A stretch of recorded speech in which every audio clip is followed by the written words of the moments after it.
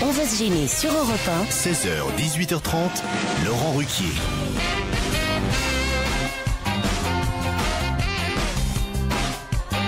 Bonjour, bienvenue sur Europe 1 jusqu'à 18h30. Aujourd'hui, vous allez passer 2 heures en compagnie de Michel Bernier,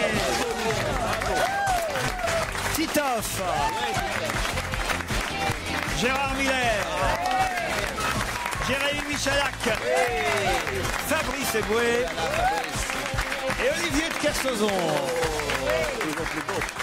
Gérard, vous n'avez pas cessé, vous venez qu'une fois par semaine, mais une fois par semaine, vous êtes là à commenter chaque nom d'invité, de chronique. Avec enthousiasme. Oui, mais enfin quand même. Et c'est vrai que chaque fois, je suis admiratif de la beauté, de l'intelligence. C'est vrai que vous avez une tête à claque en même temps. Non, c'est vrai, vous faites de très très bons choix quand même de chroniqueurs. Ah, vous trouvez? Ben oui, ouais. À part un ou deux peut-être dans votre histoire de directeur de chronique, la plupart des chroniqueurs sont remarquablement choisis. Ah oui, oui, oui. Vous êtes d'accord? Je ne vais pas citer de nom, c'est très désagréable. Je suis en train de revoir les listes, alors méfiez-vous. Sinon, on t'appelle souvent directeur de chronique ou pas? Directeur de chronique, je dois dire que c'est très rare. Ah oui, Laurent Ruquier, le directeur de chronique. C'est n'importe quoi. Mais Miller a l'air en forme. Écoutez, sûrement heureux de revoir Michel, de revoir son ami Olivier de Kersauzon. Oui, mon ami Olivier de Kersauzon, je le dis. Il faut qu'on le sache. et regardez, Olivier, tout aussi impatient. Tous les jours, il me disait, mais quand est-ce que revient Miller?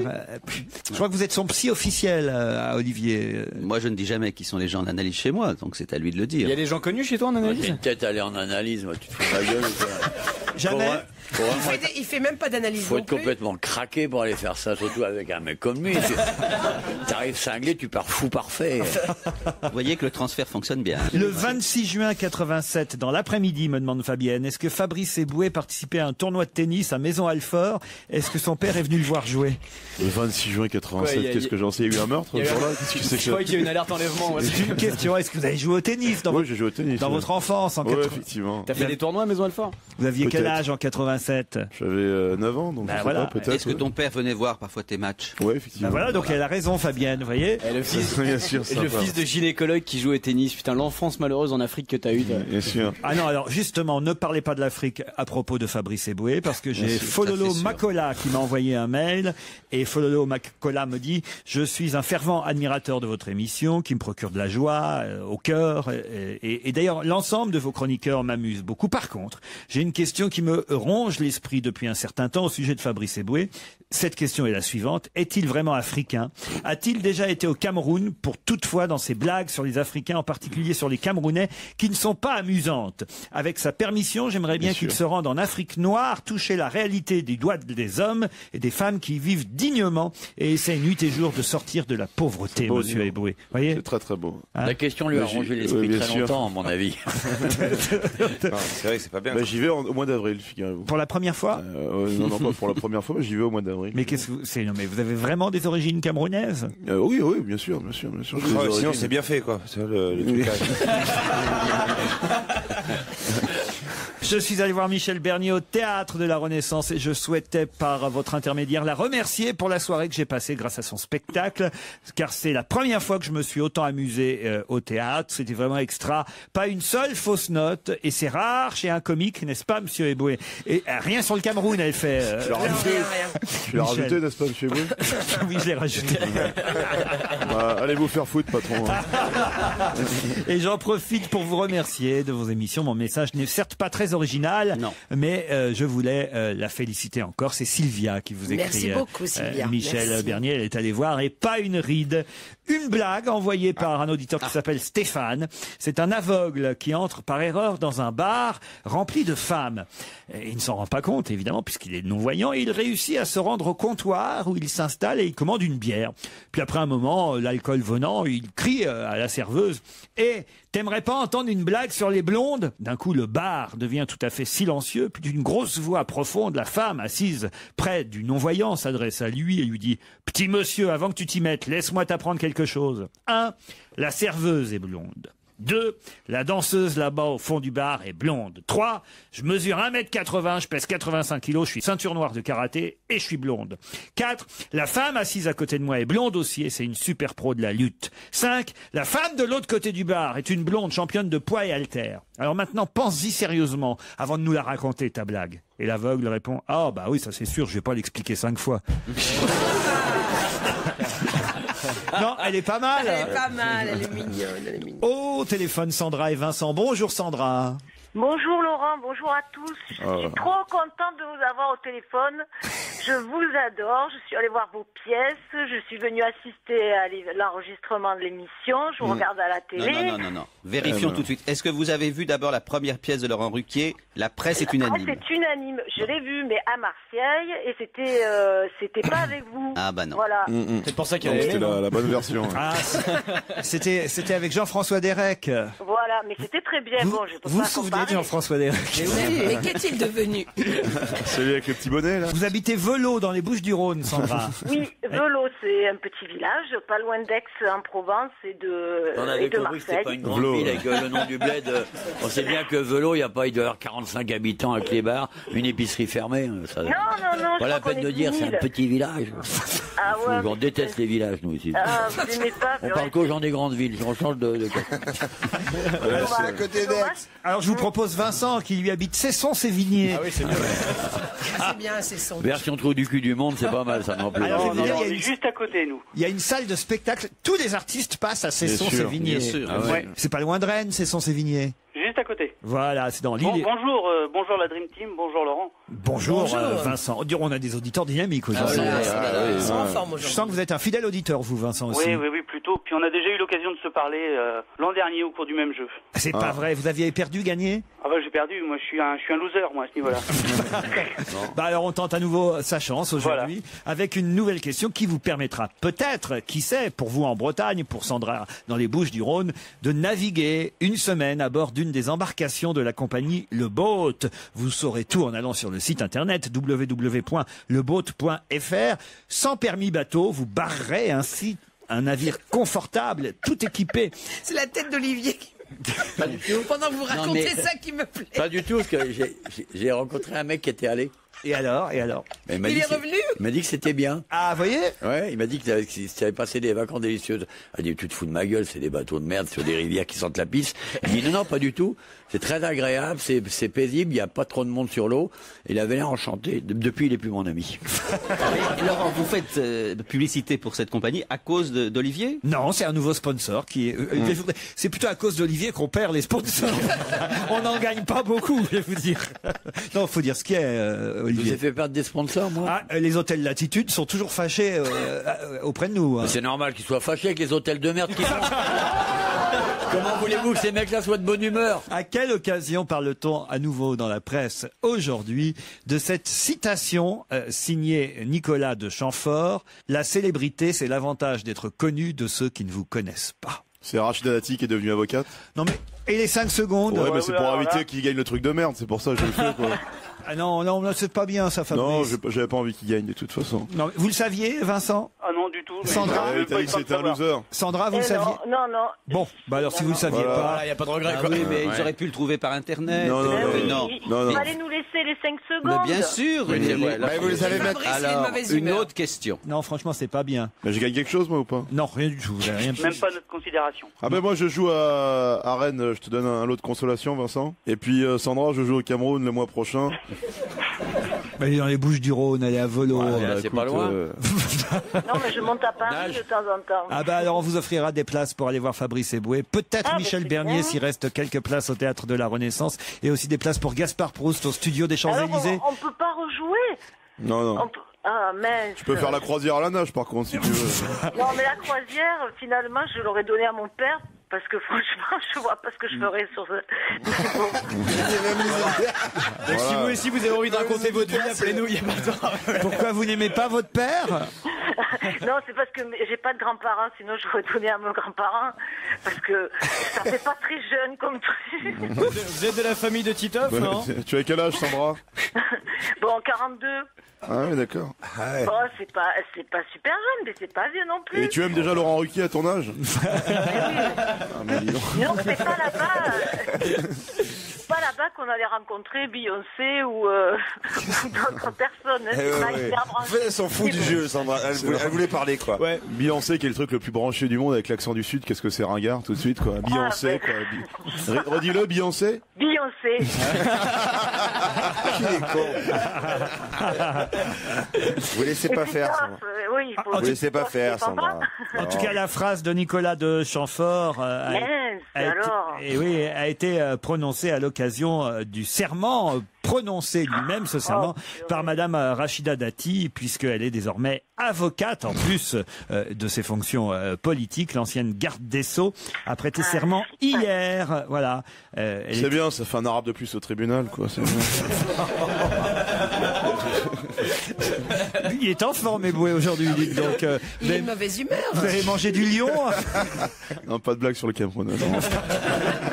Allez, on vous embrasse, Sandra. Vincent, vous retenterez votre chance sur ruquier@europe1.fr.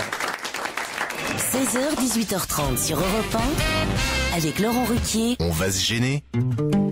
Leclerc, vous savez que vous achetez moins cher. Philippe, je suis papa. C'est génial, ça. Ouais, je suis papa. Allez, viens, je vais m'occuper de toi, moi. On va où? Chez Leclerc. En ce moment, de 20 à 50% de baisse immédiate sur de nombreux produits. Faire ses courses avec de la baisse immédiate quand on a une famille, ça change tout. Mais c'est vrai, ça. J'ai une famille maintenant. Mais oui.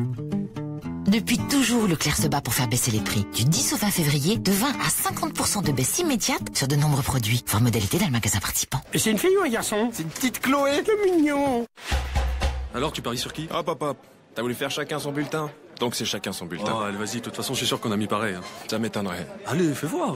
Recule. Oh là là, c'est bon, là. Mais non, recule. T'es hors jeu, là. Attends, mais ça va pas la tête ou quoi? Mais si, regarde. T'es en plein dans ma surface de réparation. Oh là là. Non, c'est pas pro. Je peux pas jouer dans ces conditions. La vedette, quoi. Faites le match avant le match et rendez-vous dans plus de 24 000 points de vente FDJ avec Paris 11 Sport. Paris 11 Sport, mieux parier pour mieux gagner. FDJ. Vos pieds sont secs et rêches. Vite, la solution, c'est le baume Hydra Défense Aquiléine. Grâce à ses extraits de soie, il est agréable comme une crème de beauté et incomparable pour retrouver vite des pieds doux comme de la soie. Pieds secs, déshydratation sévère, le baume Hydra Défense Aquiléine procure une hydratation 24 heures non-stop. Dès les premiers jours, les rugosités s'estompent et la peau est visiblement plus lisse. Baume Hydra Défense Aquiléine en pharmacie et espace santé. Aquiléine. Nous, c'est le pied. Je vois que t'as fait du shopping. Oh, va encore falloir serrer la vis du budget. Mais non, j'étais chez Bricomarché. Ah, alors là. Jusqu'au 7 mars, avec le festival des prix bas Bricomarché, tous vos projets se réalisent. La perceuse visseuse 18 volts Mackenzie, avec 2 batteries lithium-ion et réglage de couple, plus 13 accessoires fournis, est à 139 € seulement. Et elle est garantie 3 ans. En plus, on empoche 6,95 € d'avantage carte. Bricomarché, pouvoir tout faire moins cher. Voir conditions dans les points de vente participants. Jusqu'à 18h30 sur Europe 1, on va gêner avec Laurent Ruquier, avec ses complices, avec vous les auditeurs, puisqu'on continue à s'intéresser à l'actualité via les questions de Laurent Ruquier. Europe 1, la question ultra difficile. Même Michalak ne peut pas y répondre. On va voir énormément Aïda sur toutes les affiches dans les semaines qui viennent. Enfin, pas sur toutes les affiches, sur une affiche qu'on verra évidemment beaucoup. Quelle est cette affiche et qui est Aïda? C'est l'opéra, non? Non, l'opéra, rien à voir avec pas une la version politique. Politique. Et Aïda se présenterait au régional, par exemple. Se présenterait au régional. Dans quelle région, on peut savoir? Et elle se présenterait Rhône-Alpes. Oui, pas du tout, évidemment. Hein. C'est pas une version maghrébine de Heidi? Non. C'est Aïda qui se balade dans la classe. Aïda, on va la voir vraiment sur pas mal d'affiches à partir de la semaine prochaine. Est-ce que ça n'est pas lié à une campagne d'État? Une campagne d'État. L'État lance une grande campagne à propos de l'emprunt. Oui. Est-ce que ça n'est Vous pas lié à confondez ça? Marianne et Aïda, puisque c'est Marianne qu'on voit enceinte. Oui, mais je ne sais pas. Peut-être qu'il pouvait y avoir différents personnages Pas également, dont Aïda. C'est politique ou pas alors? C'est lié à la chaîne de restaurants Quick? Pas du tout, et ce n'est pas politique non plus. C'est publicitaire? Bah oui, c'est de l'affiche publicitaire. Pour un spectacle? Oui, non, mais c'est pour un produit, je veux dire. Non, pas pour un produit. Ça n'a rien à voir avec l'opéra. Un spectacle? Un spectacle, En quelque sorte, c'est un spectacle au sens large. Du sport. Non, c'est pas du sport. Au sens large du terme, vous voyez. Mais Aïda est le nom d'une personne? Non, Aïda n'est pas le nom C'est un groupe? Non plus. C'est un animal. C'est un animal, Aïda. C'est pour un cirque qui s'est échappé, c'est un animal qui s'est échappé, un truc comme ça? Pas du tout. C'est pour un cirque? Ce serait une alerte enlèvement pour qu'on retrouve Aïda, c'est ça? Par exemple, oui. Mais non, c'est un animal qu'il faut préserver, protéger. Même pas. C'est pour le salon de l'agriculture? Exactement. Une vache. C'est une vache emblème du futur salon de l'agriculture qui débute le 27 février prochain. Bonne réponse de Michel Bernier. Eh oui, c'est bientôt le salon de l'agriculture. On va voir tous ces. Alors là, en plus en pleine régionale, on va voir le défilé de tous les politiques au stand des cochons. Villepin va pouvoir retrouver son meilleur ami, le petit cochon. Et c'est un passage obligé, évidemment, pour tous les candidats, le salon de l'agriculture. C'est pas ce que le président de la République préfère faire. Non, il aime pas, lui. On se souvient du casse-toi pauvre con. Hein. Bah oui. Et oui. Il ira peut-être pas cette année. Vous lui écrivez plus ces textes, hein, Olivier, depuis. C'est bien le salon de l'agriculture. Ah, vous y allez, vous? Chaque fois que je peux. C'est vrai? Ouais. Que c'est très rare que vous ayez la possibilité de voir autant de races réunies au même endroit. De races Et puis, humaines? je vous rappelle que, quand même, en France, en 1946, il y avait encore 400 races de bovins différentes. Aujourd'hui, il doit en rester 40 seulement. Bah, ça tombe bien que vous disiez ça parce que Aïda, c'est une belle vache salers. Magnifique. Ça vous dit quelque chose? La belle robe et puis un encornement extraordinaire. Ah oui? C'est un des plus beaux spécimens de bovidés français. Ah oui? Avec la pinoire bretonne qui est plus intéressante parce que c'est une vache qui se contente de peu. Non, mais je connais. Je connais ça par cœur. Il est marrant, agriculteur, en fait, j'ai pas compris. Le jour où j'élèverai des petits cons, je te mettrai.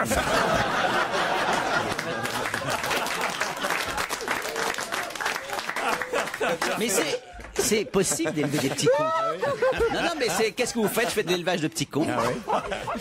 Vous les nourrissez comment? Je fais du Michalak pour avoir de la peau de couille de nain. Est-ce que j'ai bien fait d'aller là-dessus ou pas? Non, bien sûr que t'as bien fait. Réflexion faite. Mais non, Tu n'aurais pas cherché un peu? Moi, je vais vous dire, j'ai gagné beaucoup de pognon en faisant de l'élevage de petits cons ici même. De gros cons. Des petits et gros, moi j'ai de tout. T'as eu un prix avec Stevie, non? J'ai eu un prix il y a 10 ans avec Stevie, vous voyez. Au dernier salon, j'ai présenté Evangélie, parce que la petite conne marche aussi. Ouais. Parce qu'il faut quand même que ça se reproduise, autrement c'est pas de l'élevage. Mais en tout cas là, on était sur les vaches, et c'est vrai que cette vache de Salers, qui s'appelle Aïda, sera l'emblème du salon de l'agriculture. Vous irez vous aussi, Gérard? Oui. Je sais que vous y allez à chaque fois. Hein. Moi, j'aime beaucoup, comme Olivier, nous sommes des spécialistes tous les deux. Moi, je connais vraiment, par contre. Bien sûr. Je fais pas psychologue pour débiles profonds. Moi, j'ai fait une école d'agriculture, moi. Mais monsieur, mais tu veux que je fasse psychologue pour débiles légers? Je peux aussi, hein. Non, mais parce que Gérard, il veut vraiment se faire toujours. C'est comme on est presque en fin d'année d'école et tout. Il veut toujours se faire ami avec Soso, quoi. Mais on est amis. Non, mais en plus, ils ont quand même ce point commun, rappelons-le, d'avoir l'un et l'autre élevé des cochons. Oui. Ils n'ont pas élevé les cochons ensemble, mais ils l'ont fait chacun de leur côté. Voilà, sauf que lui était propriétaire et moi j'étais simple ouvrier agricole. Moi j'ai fait ça quand j'avais une vingtaine d'années, donc je suppose que les techniques, et c'était des petits élevages en Bretagne, donc je suppose que les techniques ont quand même c'était en Bretagne aussi en plus. Ben oui. Et alors, je pense que les techniques ont quand même grandement, c'était des petits élevages. Je lui avais dit une fois le nombre de cochons, il trouvait que c'était grotesque. En 20 ans, ça a vachement évolué. Mais le nombre de cochons dont je m'occupais. Comment vous les nourrissiez, vos cochons, par exemple? Ce que j'ai expliqué, on les nourrissait au maïs broyé. Et donc le souvenir que j'ai, c'est que le maïs broyé était à l'extérieur, couvert par des bâches, et le matin, lorsque c'était l'hiver, c'était tellement gelé qu'avec une pelle, on était obligé d'aller casser quasiment comme de la pierre. Gelé en Bretagne, c'est pas vrai, ils gèlent pas. Non, le matin très tôt, et le maïs broyé était tellement dur qu'on le cassait avec... Eh ben dis donc, ils ont bien changé les juifs, hein, je vais te dire. Hein. Spécialisés dans le cochon maintenant. Moi, tu sais, je suis un juif qui n'a jamais eu un rapport très difficile avec le cochon. Hein. Moi, j'en ai toujours mangé. Et je sais que Olivier dit souvent que le cochon est une race formidable, admirable et tout. Moi, j'ai un souvenir de cochons qui se mangeaient entre eux.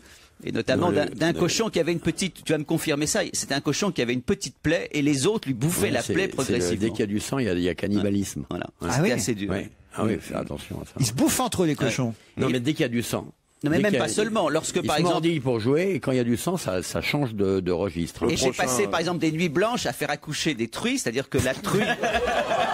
Tu vas me dire, mais non, je vais vous raconter la chose. Qu'est-ce qu'il ferait pas pour se faire repas avec Olivier de Kersauzon en train de mettre bas avec Miller mais oui, parce que la truie, on avait peur. Elle se fait un souvenir, la truie, elle doit demander une photo, non? On avait peur qu'elle écrase ou qu'elle bouffe ses petits. Donc avec un bâton, on était obligé de faire passer le petit de l'autre côté pour le protéger. Parce que c'est vrai tout ça. Pour éviter que surtout que les culottes portées soient écrasées, quoi. Exactement. C'est quelle race tu faisais? Je me souviens plus du tout. Elle se souvient plus de la race, en plus. Ouais, ça c'est nul, ça, je suis d'accord. Je me souviens plus du tout. Bah, c'était notamment, je suis parti de la Sarthe, qui n'était pas la Bretagne. Je suis allé en Mayenne, dans la région craonnaise, et ensuite, on est arrivé en Bretagne, c'est-à-dire dans la région de Redon.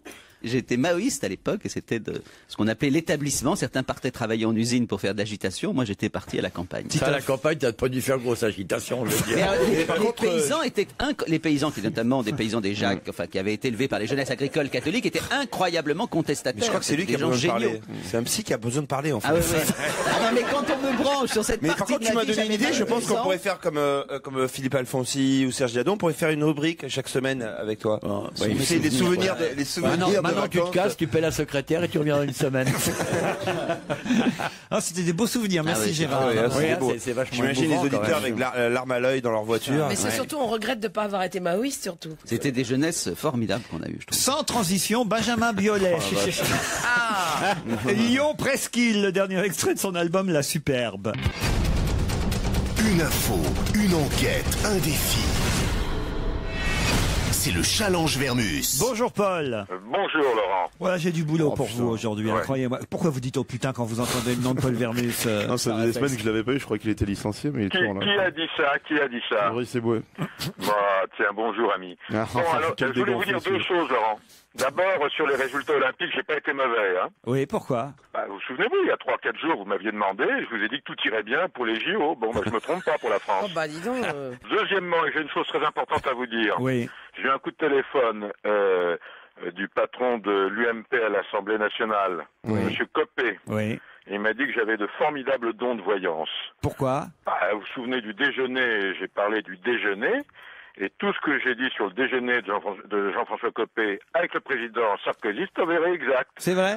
Alors que le déjeuner n'avait pas eu lieu. C'est vrai, c'est vrai. Restons sur les JO, si vous le voulez bien, cher Paul, parce que j'ai pas mal de questions là-dessus. Justement, Brian Joubert, qui a chuté, sa maman qui est toute triste, il n'arrête pas de parler de problèmes personnels depuis hier dans toute la presse, et encore ce matin, il dit voilà, j'ai des problèmes personnels. Mais à aucun cas, dans aucun article, on nous dit quel problème personnel il a. Alors on voudrait savoir qu'est-ce qui se cache derrière les problèmes personnels de Brian Joubert. Pourquoi ces problèmes, effectivement, ont causé sa chute pendant ces Jeux Olympiques. Vous êtes capable de chercher ça? Vous savez, comme on a tous des problèmes personnels, un peu de psychologie et l'affaire est dans le sac. Bon, parfait. Sur les JO aussi, puisque vous êtes le roi des pronostics, dites-moi si on va finalement quand même battre ce record de médailles. Ce matin, la presse nous dit que oui. Normalement, on battra le record des 11 médailles pour les Français aux Jeux Olympiques d'hiver. Moi, je suis encore sceptique. Ça a bien démarré, c'est vrai, mais je suis pas certain qu'on dépasse quand même 11 médailles. Et auquel cas, quelles sont les médailles qu'on va gagner dans les jours qui viennent pour qu'on atteigne ce chiffre, ou ce nombre plutôt de 11, voire même peut-être 12 ou 13 médailles. Vous pouvez me faire ce point-là? Bien entendu. Je vous avais déjà donné le résultat des voyants, souvenez-vous. Qu'est-ce qu'ils avaient dit, les voyants? Ils avaient dit 13 médailles. Et puis, puisqu'on est dans le sport aussi, dans France Soir, aujourd'hui, on nous dit que la chanteuse Shakira, vous connaissez évidemment Shakira. Bien sûr, je connais qu'elle.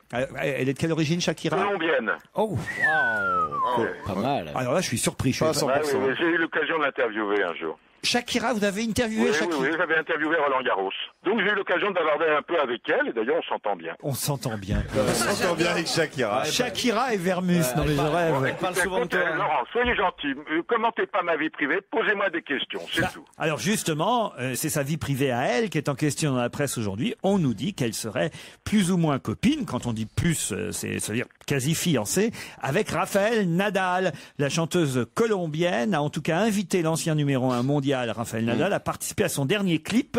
Et ça alimente évidemment les rumeurs en Espagne d'une liaison entre les deux stars. Ils sont à poil dans le clip. C'est vrai? Ouais. Alors, Nadal et Shakira, est-ce que c'est du concret, Paul? On veut savoir. D'accord, Laurent. Pour terminer sur le People, la ferme des célébrités, qui va sortir de la ferme vendredi, demain donc? Est-ce que ce sera Hermine de Clermont-Tonnerre? Est-ce que ce sera Francky Vincent ou Gene Manson? C'est pour vous, Vermus, c'est un devin.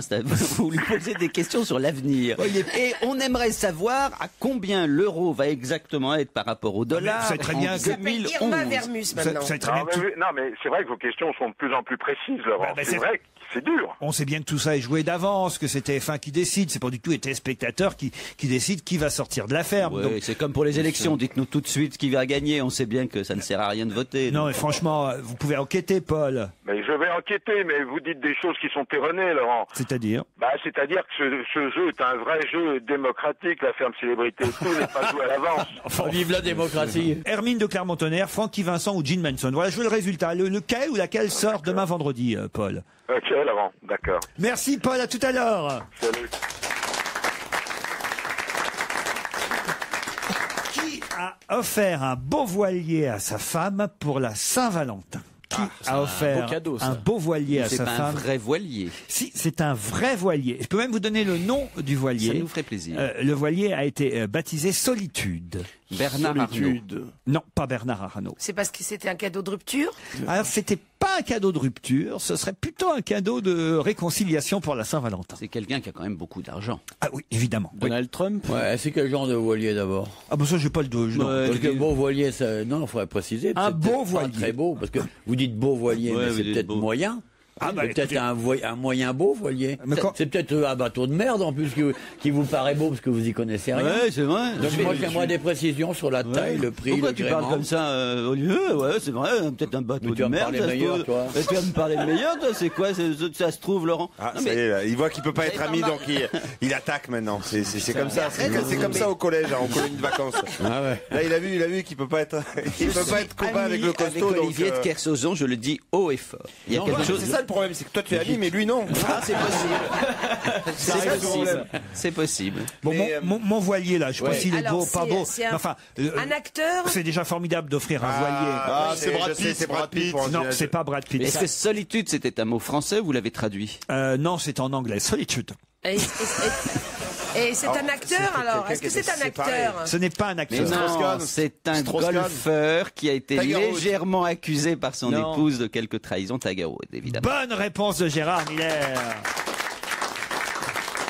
Donc, on peut imaginer, cher Olivier, qu'il s'agit d'un beau voilier, parce que Tiger Woods a quand même les moyens de Il a peut-être pas de goût sur les bateaux, peut-être qu'il a acheté une merde. C'est vrai, c'est vrai. Mais ne dis pas merde à chaque phrase. Chaque phrase, il y a mot merde. Et tu vas lui foutre la merde. Il y a des jeunes qui sont dans ce plateau, une fois, non mais je dis pas une fois tu le dis, mais pas à chaque phrase, franchement. Mais où est-ce qu'il a vu des jeunes? Un garçon, derrière, il me semble bien qu'il y a... Ah ouais, il faut être plus corrosif alors. C'est quand même des gens Je suis jeunes. pas sûr que j'apprécie la façon dont tu me parles. Non, c'est vrai. Non, c'est parce que tu as dit prends garde. psychologue pour débiles profonds, tu as dit tout à l'heure. Bah évidemment. Alors que c'est profond, léger et moyen, tu vois. Donc c'était un peu vexant. C'est comme en boxe. Qu'est-ce que j'aimerais bien voir Gérard Miller se battre c'était les Galeries Lafayette de la dinguerie, je sais pas. Mais c'est les Galeries Lafayette de la dinguerie. Arrêtez de dire, mais arrêtez de dire du mal des fous, c'est drôle ça. Qu'est-ce que c'est que cet ostracisme à l'égard des malades mentaux? On n'a rien contre les malades mentaux, mais je pense qu'un malade mental qui vient de voir, c'est un vrai malade mental. C'est là la différence. C'est là qu'on les reconnaît. C'est le passage à l'acte. C'est le mec qui soigne des maux de tête avec un marteau, c'est tout, voilà. C'est vu par moi, ça. Ah non, mais Gérard, vous l'avez cherché. Non, mais oui. Non, mais c'est que on peut aller chez le psy sans être fou, Olivier de Kersauzon. Ouais, foutre chez le psy. Non, mais ça, honnêtement. Se confier. J'ai pas, moi. Oui, régler ses problèmes. Ah ouais, bah, par exemple, Olivier, vous avez, ou toi, tu as par exemple un certain nombre de symptômes impressionnants. Ton incapacité. Tu nous parles constamment de ton incapacité à être dans le monde, à être avec les gens, à voir les autres. Ça s'appelle une pathologie. Toi, tu appelles ça ta façon d'être. Mais c'est une façon d'être.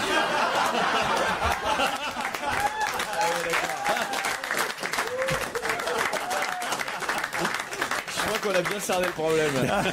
Ah, il a pas tort, hein, mon petit Miller, il a pas tort. Et puis il a une manière de dire en plus. Hein. C'est vrai qu'on part pas comme ça sur un bateau seul pour affronter l'océan pendant des mois. Certes, ça relève de l'exploit, mais il y a quand même... Si vous partez sur un bateau, vous pouvez peut-être avoir la chance qu'il soit acheté par Tagueil-Roux dès que sa femme arrive. C'était le but de l'opération.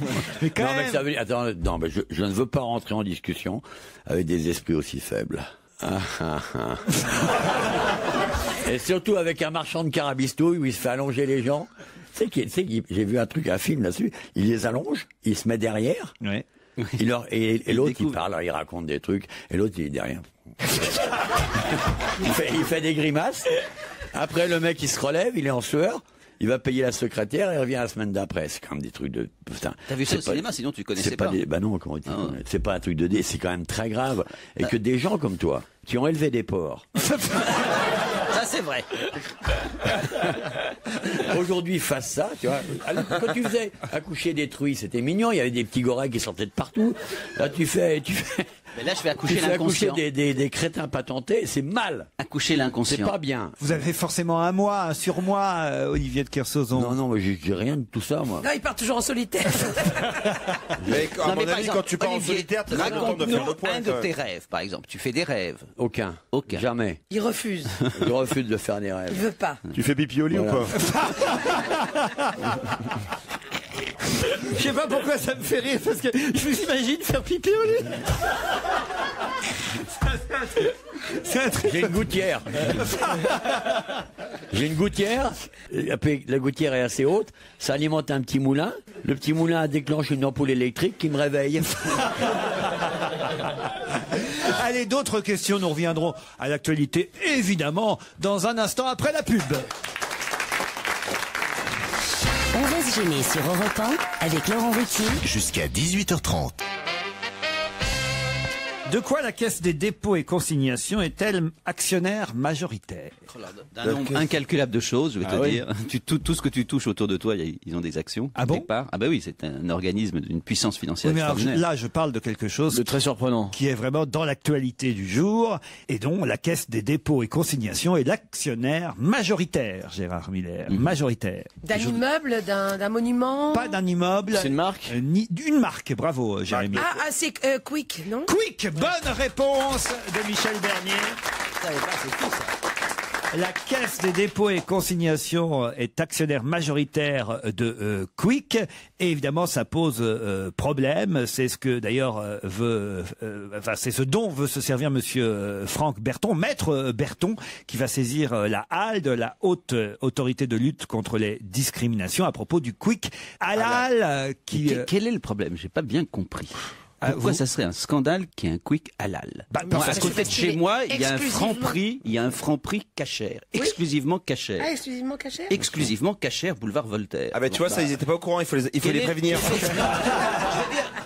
Qu'on tape à tour de bras sur la religion et sur les fanatiques et sur toute la connerie effectivement des églises, je comprends, mais quel est le problème là spécialement? Alors, ce que j'ai cru comprendre, c'est qu'effectivement, lui était dans le centre-ville et que les autres Quick non halal étaient à l'extérieur. Mais c'est quoi alors la différence? Est-ce qu'on s'en rend compte, nous, par exemple, on achète Mais même cachère, tu t'en rends compte? Tu te rends compte de rien du tout. Non, là on se rend compte sur le bacon, parce qu'il est remplacé par de la dinde. Il y a un moment où il s'agit d'arrêter de faire chier les musulmans, parce que faisons chier tous les croyants. Moi, je suis allé l'autre fois dans un restaurant cachère. J'ai demandé un verre de vin. La dame, il y avait une dame qui était là et il y avait la bouteille. Je lui ai dit, est-ce que je peux avoir un verre de vin? Elle me dit non. Je lui ai dit non. Pourquoi? Elle dit, je n'ai pas le droit de toucher cette bouteille de vin. Dans un restaurant cachère, les femmes ne peuvent pas toucher le vin, ne peuvent pas l'ouvrir. Il faut un type spécial, un homme d'abord, qui a été formé spécialement pour vous l'ouvrir. Donc je veux dire, c'est une discrimination invraisemblable. On le supporte effectivement et on fait jamais chier les juifs sur ces questions-là, qu'on arrête de faire juifs même à l'église, faire chier les musulmans là-dessus. Les religions sont d'une débilité profonde, s'il faut le dire, on le dit. Encore la moins conne pour l'instant. Celle qui fait moins chier, c'est encore la religion catholique, parce que manifestement, il n'y a pas le même type de discrimination. Dans la religion juive, il y a un certain nombre de femmes qui ne peuvent pas porter, on ne peut pas voir leurs cheveux. En Israël, il y a des femmes ultra-religieuses qui se rasent les cheveux. Bon. on pourrait effectivement dire à quel point c'est invraisemblable et scandaleux. Si on veut dire que c'est scandaleux la religion musulmane, qu'on dise aussi que c'est scandaleux les autres religions. C'est pas le bruit que fait le cochon quand on le tue, quick. Non. Oui. Non, mais vous n'êtes pas d'accord, c'est-à-dire c'est... Surtout que chez eux, c'est le goût. Non, mais c'est KFC qui va flipper surtout. Ah oui, pourquoi? Parce que la plupart des musulmans vont chez KFC parce que c'est du poulet, tout ça. Ah bah non, mais c'est pas halal non plus. C'est pas halal non plus, bon KFC, tu peux pas. Alors c'est quoi halal exactement? C'est la façon. C'est une façon particulière, effectivement. D'égorger le. Quand tu tues la viande, moi. Quand tu tues la viande. C'est une façon. Mais d'ailleurs, c'est une manière de tuer la viande. D'ailleurs, si je ne me trompe, les juifs peuvent manger halal. Les musulmans peuvent manger kasher. Non. Et à part ça, pour répondre à votre question, je n'ai jamais vu la moindre différence de goût. C'est pas une question de goût. Qu'est-ce que c'est que le vin kasher? C'est une certaine façon de l'ouvrir, une certaine façon. Il faut que le beddin soit passé, etc. Moi, je suis dans un quartier où autour, tous les restaurants sont kasher. Boulevard Voltaire, c'est devenu un quartier tout à fait sympathique, d'ailleurs, mais un petit peu communautaire, où tous les restaurants sont kasher. Les Chinois sont kasher, les Italiens sont kasher. Il y a une crêperie. Je vais très régulièrement à la crêperie Boulevard Voltaire qui est cachère. Ça ne pose aucun problème. Vous êtes sûr que c'est pas cher plutôt? Non, cachère. Et alors à chaque fois que je vais dans cette crêperie, je demande une complète jambon œuf fromage et tout le monde me regarde. Et j'ai excusez-moi, j'ai oublié que je pouvais pas manger de jambon. C'est le seul petit truc qui est un peu gênant. Ouais. Puis le reste avec du fromage. Tu peux faire une bien dans ton quartier, hein. Tu vas à la crêperie, jambon œuf fromage. Excusez-moi. Le vin, on peut pas y toucher. Après, il retourne chez lui, il y a encore un mec allongé. Il fait parler, il paye à la secrétaire et on tourne chez lui. On se marre dans ce quartier, je peux dire. Fabrice, vous n'avez rien contre le quick cachère? Non, je trouve que je suis comme Gérard, je m'en fous un petit peu. Après, c'est vrai qu'il y a des religions qu'on fait plus chier que d'autres. Moi, je suis raélien, c'est vrai qu'on me laisse tranquille. Ah oui, il y a des quick sur Mars. Il y a des fast-food raéliens. C'est ça. Non, selon la lune, après, tu vas baiser sous un palmier, c'est ça? Enfin, Roubaix porte plainte, c'est la ville de Roubaix qui porte plainte contre le quick halal. Mais le but de ça, c'est quoi? Ah bon, c'est évidemment de toucher la clientèle, c'est de faire gagner plus d'argent. Le but, c'est de faire la clientèle, elle est plus. C'est peut-être un piège d'Éric Besson pour expulser des gens. C'est drôle qu'on ne peut plus avoir de vraies réflexions sur les religions en général. Toutes les religions sont discriminatoires, elles sont oppressantes. Écoute, on n'est pas tous énervés comme toi, nous, aujourd'hui. Mais non, en Bretagne, il y a des stations-service catholiques. Si t'es pas catholique, ils te filent pas de diesel.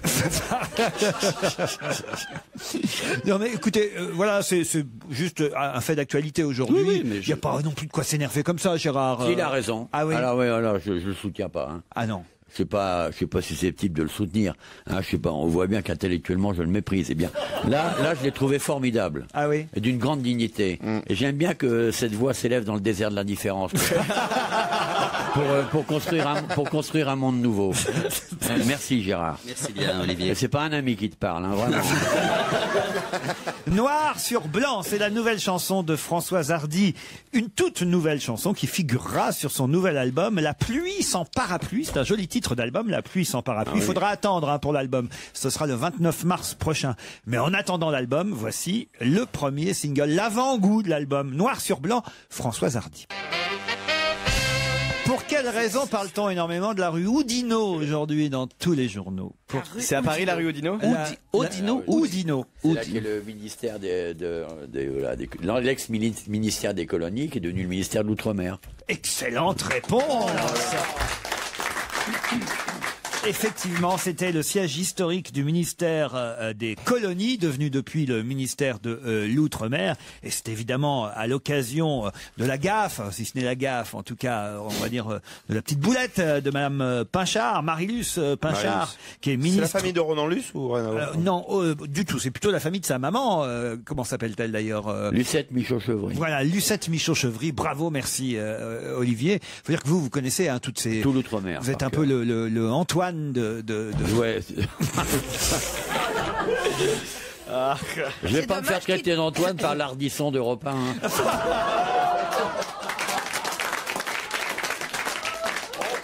Ça me va, moi. Oh, c'est pas mal, quand même. Il y a pire comme comparaison, franchement. Et même Antoine, d'ailleurs. Franchement. Antoine, il a autant navigué que vous, Antoine. Oui.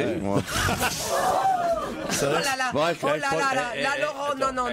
Je crois qu'il va se barrer. Non. Moi j'ai une recette, hein. Ouais. Sauvée par la pause.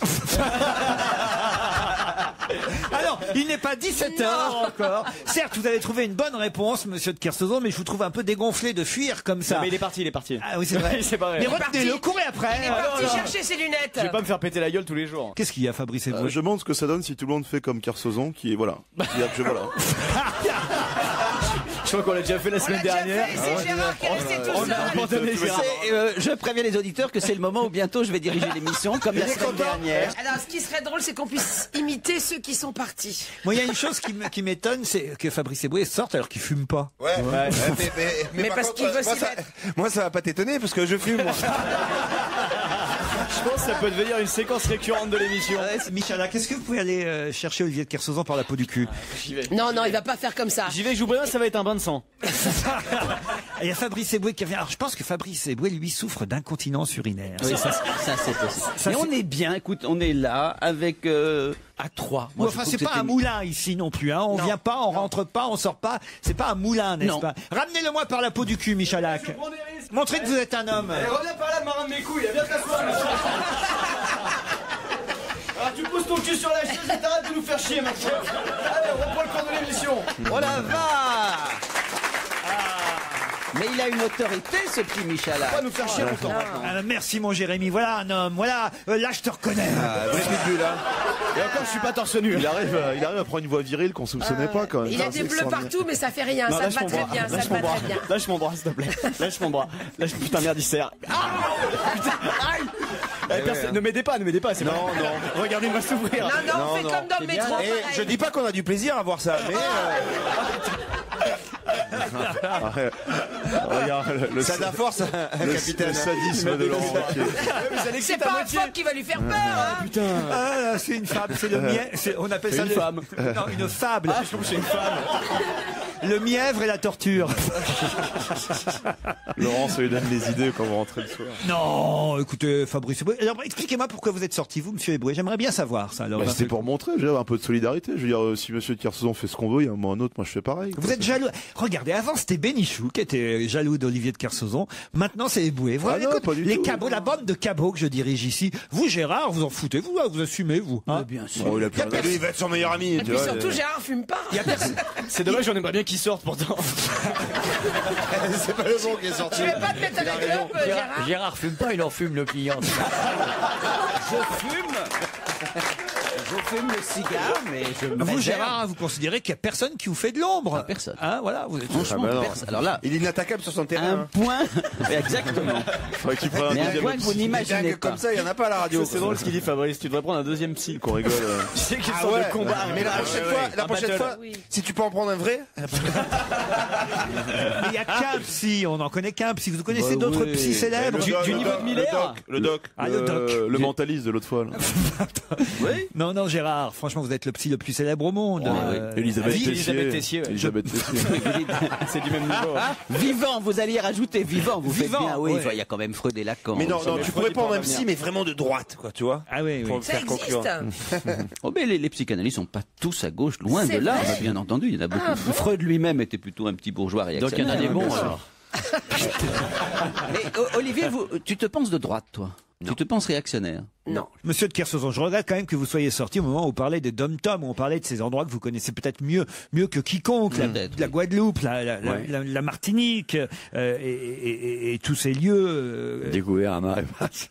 Quoi Oui, bien sûr, je par connais. exemple, Et alors? Les abîmes, vous connaissez, c'est là où Bien ça sûr, les abîmes. c'est là où ça se passait, le meeting de Madame Pinchard. Elle était aux abîmes quand elle a commis cette boulette de dire aux Guadeloupéens que même si elle vivait en métropole, son cœur était ici et qu'il resterait en Guadeloupe. Ici, je n'ai envie de servir qu'une population, c'est la population guadeloupéenne. Bon, ça a fait plaisir aux Guadeloupéens. Ah ouais. Bon, Non, mais aussi c'est des formulations très fausses que je pense que quand on est ultramarin, on vit dans un vrai autre monde qui n'a rien à voir avec le monde parisien. Et la formulation de la pensée ne se fait pas de la même manière. Oui, on s'en est rendu compte. Et l'interprétation est, à mon avis, facilement fallacieuse. C'est vrai, en plus. Parce qu'en plus, ce sont des Iliens. Vous ne savez pas ce que c'est qu'un Ilien. Un Ilien, c'est une morphologie mentale très différente d'un individu qui vit sur le continent. Donc ça devrait être plus respecté et moins critiqué. Enfin, les Martiniquais, ils font la gueule quand même. Hein. Bah oui, ils font la gueule, les Martiniquais. Ils ont quand même Francky Vincent dans la ferme, ça comprend. C'est pas faux. Et vous alors, vous êtes déjà allé dans tous ces territoires et départements d'outre-mer? Ah non, outre-mer, jamais fait. Trop de noir, hein. Ouais. Non, sérieusement. Non, jamais fait. Comment ça se fait, ça? Bah, je viens pas du tout d'outre-mer, moi. Mais Laurent, vous plaisantez. Ici, et puis il y a leurs vacances. Ici, le fait qu'il soit vaguement coloré lui donne une particularité originale. C'est le seul noir parmi nous. Là-bas, évidemment, il serait un parmi des milliers, des millions, et ça ne l'intéresse pas. Il veut être singularisé. Alors, où que tu ailles, t'es toujours le plus con, comme ça.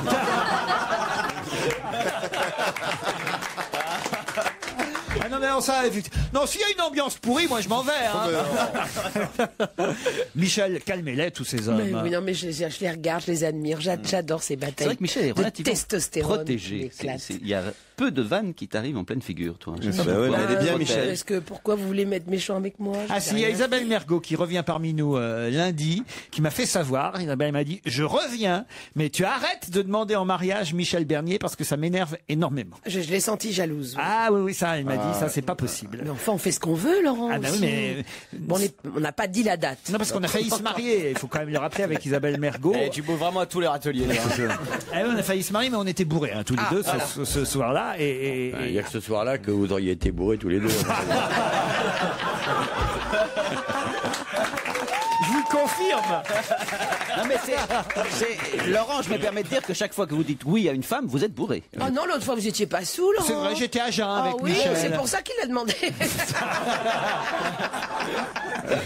J'étais à jeun. Non, mais voilà. Et bon, après tout, il y a aussi une jalousie féminine. Il faut le reconnaître. C'est pour ça que d'ailleurs que les femmes, vous avez remarqué, sont souvent une seule ici. Les hommes s'entendent tellement bien entre eux. Oui, voilà, il faut quelqu'un. On a fait la démonstration ce matin. Et puis il y a Michalak qui est neutre, donc. Qui fait tampon. C'est moi qui tire les ficelles. Allez, on se retrouve après les titres de 17h. Laurent Ruquier sur Europe 1. On va se gêner. C'est la deuxième heure dont on va se gêner, toujours avec Olivier de Kersauzon, Jérémy Michalak, Michel Bernier, Titoff, Gérard Miller et Fabrice Eboué.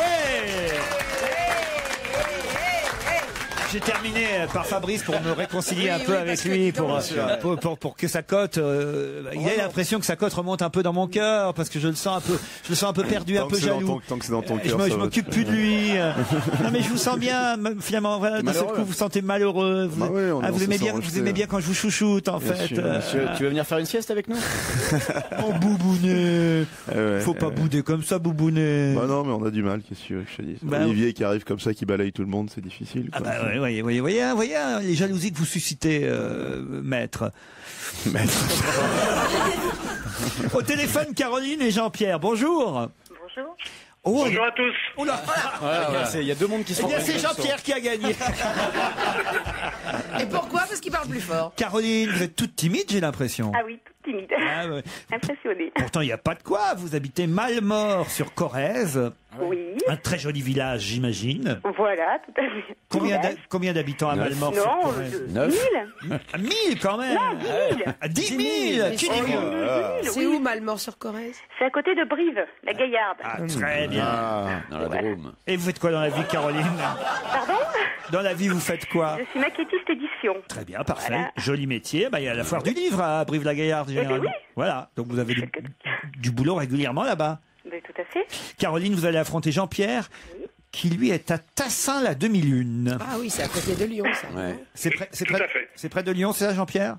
Oui, c'est à l'entrée nord de Lyon avec une superbe horloge qui est classée. Jean-Pierre de Tassin la demi-lune, Corinne de Malmort. Non, Caroline. Ah non. Oh, ça va. Faut pas nous emmerder pour des détails. Sois pas tatillonne non plus, quoi. Ah mais non, mais... Corinne. Et moi, vous en foutez de ce que je fais. Ouais. Ouais, complètement. Non, Jean-Pierre. Non, je voyais bien dans le regard d'Olivier de Kersauzon qu'il lui manquait quelque chose. Et c'était une partie de votre CV. Alors allez-y, Jean-Pierre. Il a intérêt à avoir une profession intéressante. Allez-y. Tout à fait. Je suis cadre commercial dans une entreprise ferroviaire qui fait du transport de marchandises. Et qui n'est pas... Et ça, c'est un sacré boulot, ça. Ça fait plaisir de parler à un aventurier. Ah bah attends.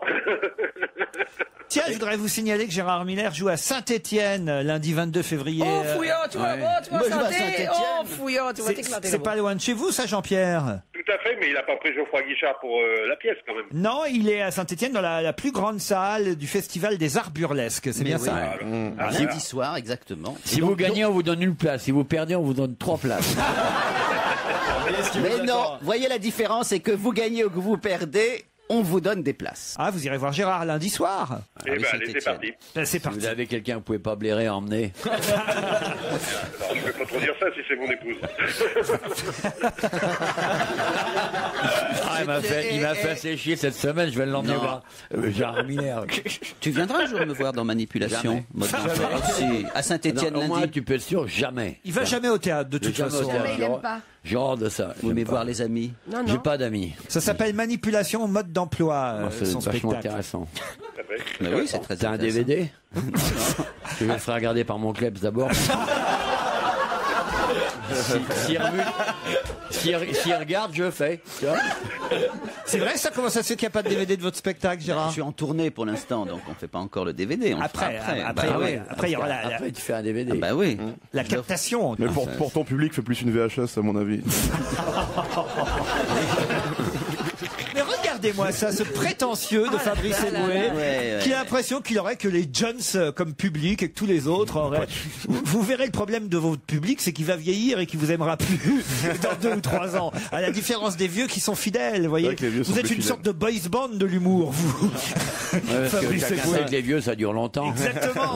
Et c'est l'avantage, vous voyez, de plus en plus, jusqu'à 80, Gérard aura son public. Mais oui. Ah ouais, c'est bien, tu rentres dans la salle, il y a le vrombissement des sonotones. Caroline Jean-Pierre, la question qui va vous départager porte sur l'américaine Lindsey Vonn, plutôt jolie d'ailleurs, hein, je crois. Ah oui, oui, elle est belle. Skieuse médaille d'or en descente, qui a une particularité par rapport aux autres skieuses. Laquelle? Allez-y. C'est son mari qui l'entraîne. Alors il y a plein de sportifs qui sont entraînés par leur mari ou leurs épouses. Est-ce que c'est le fait Elle a été mannequin. Elle a été mannequin. Ah ouais, il me coupe. Ça, elle a été mannequin, c'est vrai, mais il y a d'autres sportifs qui sont mannequins aussi. Est-ce que c'est le fait qu'elle se remaquille dès qu'elle passe la ligne d'arrivée? Non, c'est pas ça. Non. Elle sortait de blessure en tous les cas. Non. C'est une particularité physique? Non. Physique, c'est lié au physique, ça, c'est vrai. Elle a des testicules. Non. On n'a pas de nouvelles de Marielle Guatchel. Elle a 3 bâtons, donc. Elle est aveugle? Non. Enfin. On est dans une émission d'humour. C'est au niveau de ses vêtements. Dès que tu vois quelqu'un avec 2 cannes blanches. Ben oui. C'est au niveau de ses vêtements? C'est pas au niveau des vêtements, mais c'est au niveau de son équipement. Alors, Elle est la seule à savoir faire ça. Elle tricote elle-même ses combinaisons. Non. Elle est la seule à savoir construit elle-même ses C'est skis. toujours la bagarre au sponsor en fait. Ils mettent tout le temps les skis devant le visage, la capuche, c'est un lien. Non. Elle est en string. Ça se passe pendant la descente, hein, pendant qu'elle descend. Elle est la est-ce que c'est lié à Elle sa se position? remaquille pas dans la descente. Non. Est-ce qu'il y a des vêtements qui s'envoient? Elle fait une espèce de striptease pendant la descente. Pardon? Elle jette ses bâtons en arrivant. On n'a pas le droit. Non, elle jette pas ses bâtons. pas le droit. C'est la seule capable, cette puissante américaine, c'est la seule capable de... Descendre sur une jambe. Non, de descendre... En arrière. De descendre. Mais elle le fait De régulièrement. descendre en remontant. Elle le fait en compétition. Donc ça l'aide à gagner. Ah bah, manifestement. C'est lié à ses chaussures, Pas à ses chaussures. À ses cheveux. À ses skis, à ses skis. C'est lié à ses skis. Alors? Elle appuie sur un truc. Elle touche les pointes de ses skis. Non. Elle a les skis à tient ses talons. skis- Elle a des elle skis tient à ses skis talons. quand elle saute. Non, justement, non. Elle a les skis trop plats. Très Elle plats. a les chaussures qui pas ne sont de pas sécurité fixées, sur il n'y a ses pas de skis. fixation à l'arrière. Ah oui, c'est ça, il n'y a pas de fixation, elle est posée sur les skis. hein. mais le nombre de conneries que tu peux dire, elle est posée, elle tient en équilibre. Ouais, mais ça fait rire les jeunes.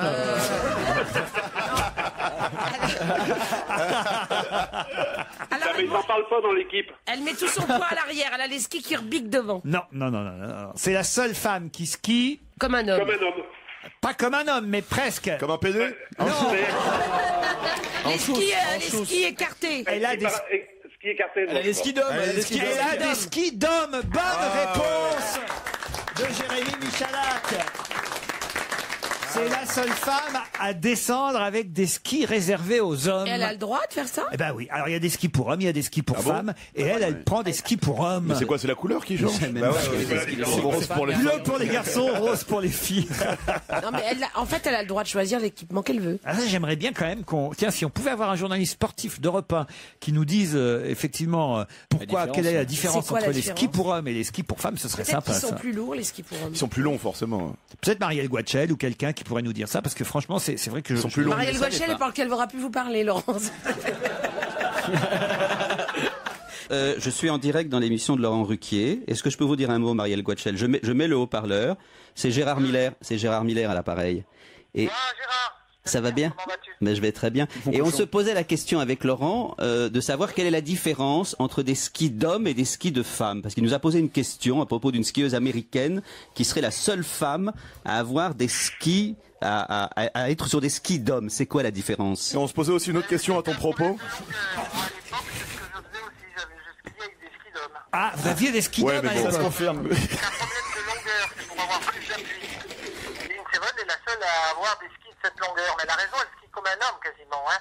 Elle a les courbes et ça, moi ça me surprend pas parce que effectivement, je fonçais sur les canyons de la même façon que les hommes. Et d'ailleurs dans les entraînements, très souvent, je battais les garçons de l'équipe de France. On est sur son répondeur là? Mais non. Bah c'est super gentil de nous avoir répondu. Parce que Maintenant, il appelle sur son portable, l'autre. Mais non, mais il va faire des. Attendez, parce qu'il parle en même temps. Il va demander des défraiements, tu vas voir. C'est incroyable. Ce Miller appelle sur son téléphone portable. On a dû entendre. Attendez, elle veut rajouter un petit truc. Alors je vous demande. Allez-y. Le mental d'une favorite, vous avez vu, on gagne toujours. Il n'y a pas de souci à faire. Eh ben, c'est sympa, Marielle, d'avoir répondu à Gérard Miller. Bah, merci beaucoup, Marielle. Excusez-moi de vous avoir dérangé. À bientôt. Je vous embrasse, Marielle. Au revoir. Et t'as un répertoire de gonzesses, toi? Ça c'est pas. Bon ben, ça fait rêver. Tu vois le genre de. On voit ceux qui vont. Vous voyez, moi je préfère mon Vermus aussi. Vous auriez dû la garder. Viens, on appelle Mauresmo maintenant. Vous auriez dû la garder au téléphone parce qu'elle aurait peut-être pu vous dire comment cette Américaine a soigné son tibia, car elle souffrait du tibia et elle a eu une méthode un peu particulière, un traitement naturel. Qu'est-ce qu'elle a posé sur son tibia? Elle a fait de la boxe taille? Non. Qu'est-ce qu'elle a fait? C'est un excrément qu'elle a posé. Pas un excrément. De la bave de quelque chose. Non. De la bave. Une langue. Des feuilles. Non, pas des C'est un peu feuilles. dégoûtant. Si vous allez le dire, on va dire ah. De l'urine. Vous êtes toujours là, Caroline et Jean-Pierre? Oui. Je travaille en même temps, mais je vous écoute. Ça vous fait une deuxième chance, hein, mais encore faut-il... Ah mais oui, j'ai pas écouté la question. C'est quoi? C'est un cataplasme de quelque chose? Oui, un cataplasme. Qu'est-ce qu'elle a posé pour se soigner? Sur son tibia, l'américaine a posé quelque chose qui lui a permis de gagner parce qu'elle souffrait du tibia, mais elle a réussi à soigner son tibia en posant. C'est les animaux? C'est pas animal. Un pansement? C'est végétal, c'est végétal. C'est pas végétal. Vous avez dit tout à l'heure des excréments. Alors, c'est Oui, pas oui. tout à fait C'est pas de... Du compost, du compost. Du compost. Pas du compost. Mais c'est quelque chose qui Un truc qui séché? Qui pue. de la fiente de mouette? Non, mais Non, qui ça, pue. Ça, Des c'est- rejets de Non, qu'est-ce qui pue? La merde. Ah, je sais, du camembert. Du fromage. Bonne réponse de Michel Vernier. Ça soigne. Alors là, Caroline et Jean-Pierre, hein, Là, on n'en peut plus, là. Un cataplasme à la raclette. là vous avez eu toutes les chances, mais tant pis. Ah bah oui, Jean-Pierre aura une consolation, il pourra rien du tout. applaudir Gérard Miller lundi soir au Festival des Arts Burlesques. Et vous êtes burlesque, De Gérard. Saint-Étienne. Ça c'est vrai. On vous embrasse tous les deux, Caroline et Jean-Pierre. 17h17 sur Europe 1, c'est l'heure d'On va gêner, c'est l'heure de Laurent Ruquier, c'est l'heure de ses complices et on continue à s'intéresser à l'actualité, à autre chose d'ailleurs, on continue à se poser des questions tout simplement. Attention, alerte CSA.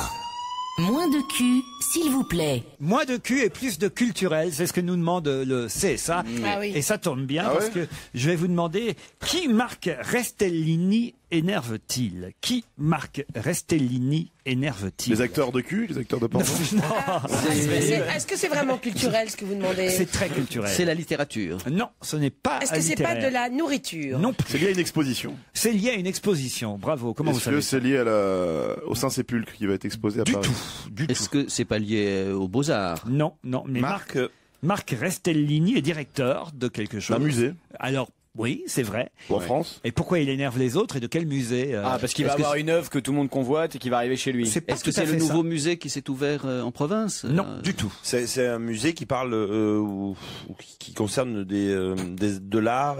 Oui, c'est souvent le cas des musées. Non, mais je vais pas terminer. À du sexe. Non.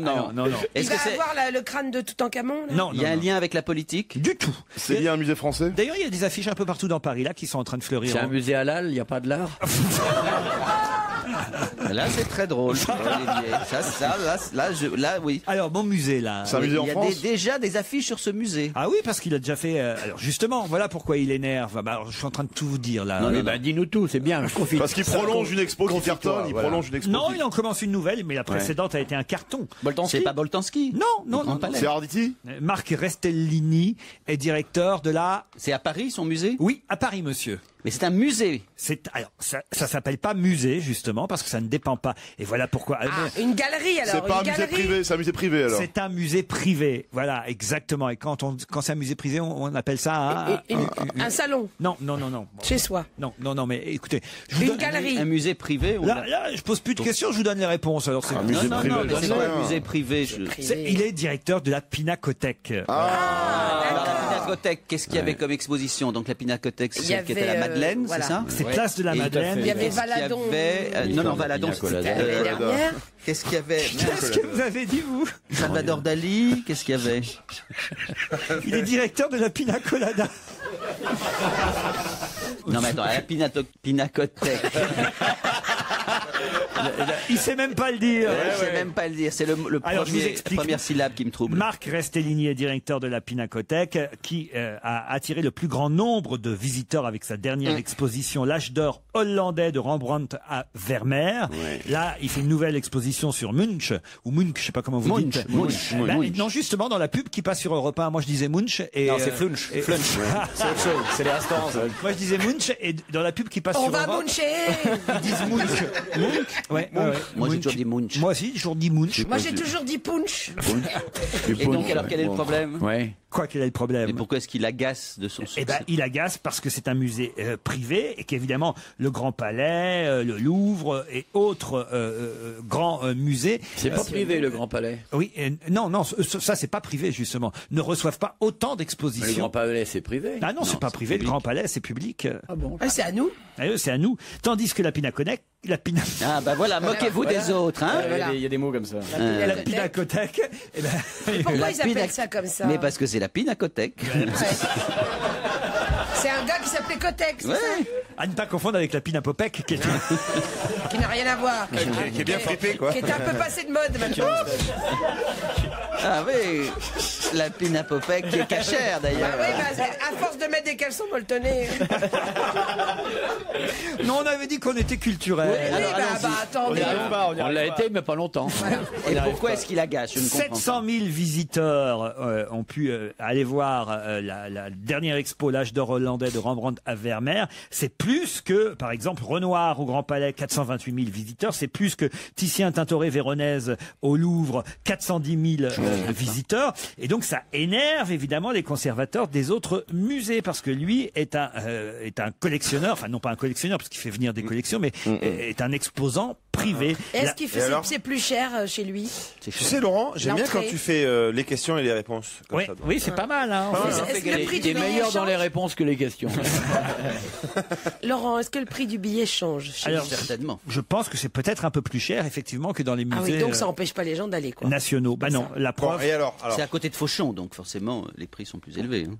Ah ouais. À côté. Oui, c'est sûr. Oui, mais enfin, ça n'a rien à voir. Mais non, mais c'était encore de l'humour. Mais écoutez, merde, je vais aller dans une émission sérieuse. Oui, riez, s'il vous plaît. Riez, c'est pas, vous voyez. C'était encore de l'humour. C'est énorme. J'avais pas vu qu'il y en avait eu avant, dites donc. Mais si, j'ai fait un bide tout à l'heure avec une autre phrase, je ne sais plus laquelle. Mais à mon avis, tu fais souvent des bides dès que tu t'approches de l'humour. Non, mais ce que tu peux faire, c'est dire humour, lever le doigt, puis on réfléchit. Sinon, on va vous faire des signes dans le public pour vous marrer. Ouais, je vais la prochaine fois. J'ai Edvard Munch là. J'ai une autre question sur lui, si vous voulez, puisqu'on est dans le culturel. On nous explique que c'était un peintre un peu particulier qui quasiment attaquait la toile à la spatule, presque en boxant sa toile, ce qui fait évidemment des tableaux un peu particuliers. Et alors justement, quelle autre particularité ont ces tableaux, non pas dans le résultat final, mais dans la façon dont il les peignait. Enfin, plutôt. Ils étaient à terre. Ils les peignaient pas. Non. Ils les mettaient par terre.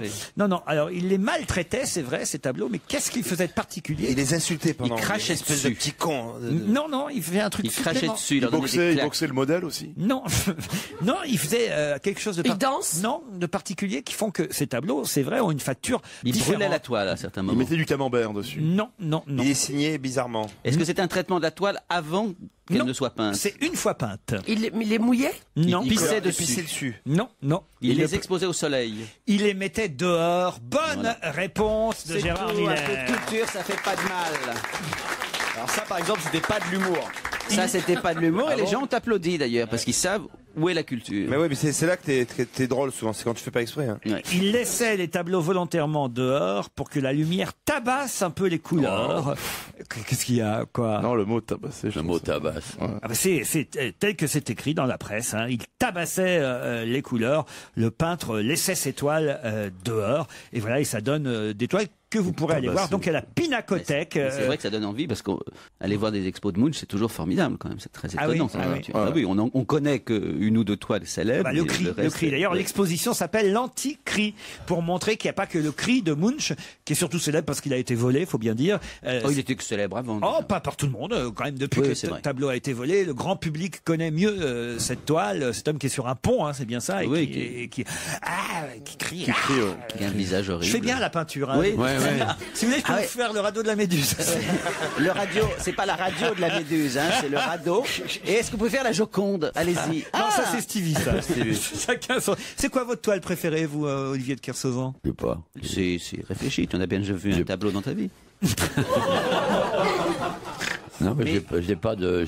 L'origine du monde de Courbet. Non, j'ai rien de préféré, moi. J'ai des gens que j'aime bien, des peintres que j'aime bien. Qui Je sais pas, j'irai sûrement voir l'exposition de Turner à Paris, là. Parce que très bien. Turner, oui, Gérard. La peinture. Mais j'irai avec toi si tu veux. Non, les animaux sont interdits. J'aime beaucoup. Non, je te vois pas arriver avec ta laisse et tout ça, et ton petit costume de basset. Non. Non. Mais viens avec moi, ça me fera très plaisir que tu viennes avec moi. Non, c'est vrai que j'aimerais beaucoup y aller avec toi parce qu'on pourra parler de Turner, on pourra parler un peu de bateau, de politique. Je connais un peu Turner. Te touche pas les couilles quand tu dis ça, ça décrédibilise tout. J'assure, tu dis des trucs vachement intéressants. Et chacun se touche ce qui est important chez lui. Le penseur de Rodin se touche le front, moi je me touche les couilles.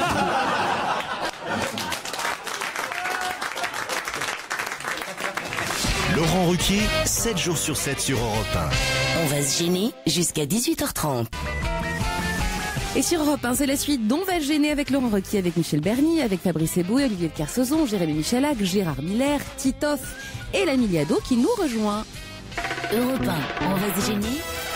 Do, ré, mi, fa, si, liado. Bonjour Serge. Bonjour Laurent, salut à tous. Alors aujourd'hui c'est un quiz, mais un quiz culturel. On a décidé de faire beaucoup plus culturel. On se reprend en main dans cette émission aujourd'hui, il faut le dire. D'ailleurs, vous avez les bonnes personnes aujourd'hui. On le constate, il faut le dire. Oui. Et ce sont des citations. Et là, Gérard Miller, votre culture, votre savoir, votre science nous sera évidemment très utile. Je pense, oui. Puisqu'il y a 5 auteurs à retrouver. C'est bien ça, Serge? Oui, c'est ça. Il y a 5 auteurs à deviner. 3 citations viennent de poèmes célèbres. 2 sont des mots historiques. Il y a que la 5e qui devrait vraiment poser un problème aux chroniqueurs. Oui. Là, je pense que Olivier de Kersauzon pourra nous être d'une grande aide aussi, parce que c'est un fin lettré. C'est quelqu'un qui a beaucoup lu. Et je pense que sa culture littéraire nous aidera à identifier les 5 auteurs de ces phrases qui ont donc aussi été chantées. C'est le principe de ce quiz. 1. Tu seras un homme, mon fils. Tu seras un homme, mon fils.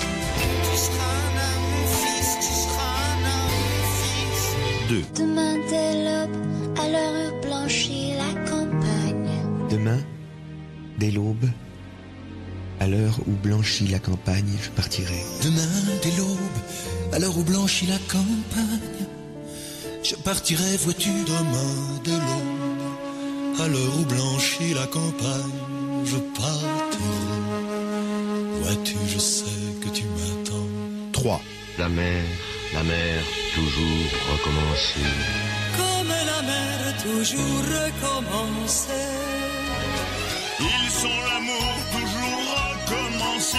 Et c'est la mort, toujours recommencer. 4. La garde meurt mais ne se rend pas. La garde meurt mais ne se rend pas. Meurt mais ne se rend pas. La garde meurt mais ne se rend pas. Couplet historique. La garde meurt mais ne se rend pas. 5. Dieu reconnaîtra les siens, c'est bien. Dieu reconnaîtra les siens, c'est bien. Embrasse-les tous, Dieu reconnaîtra le sien. Fumez-les tous et Dieu reconnaîtra les siens. Dieu reconnaîtra les chiens. Il y en a 4 qui sont vraiment identifiables. Ouais, le dernier là, c'est pas facile, Serge Liado, quand même. Hein. Le premier. Pourtant, les phrases sont toutes très connues. Le premier, tu seras un homme, mon fils. Ouais. C'est le père du petit Grégory. Mais non, pas du tout. C'est Kipling. Kipling, Rudyard Kipling. Rudyard Kipling. Ouais. Bravo Gérard, ça en fait 1.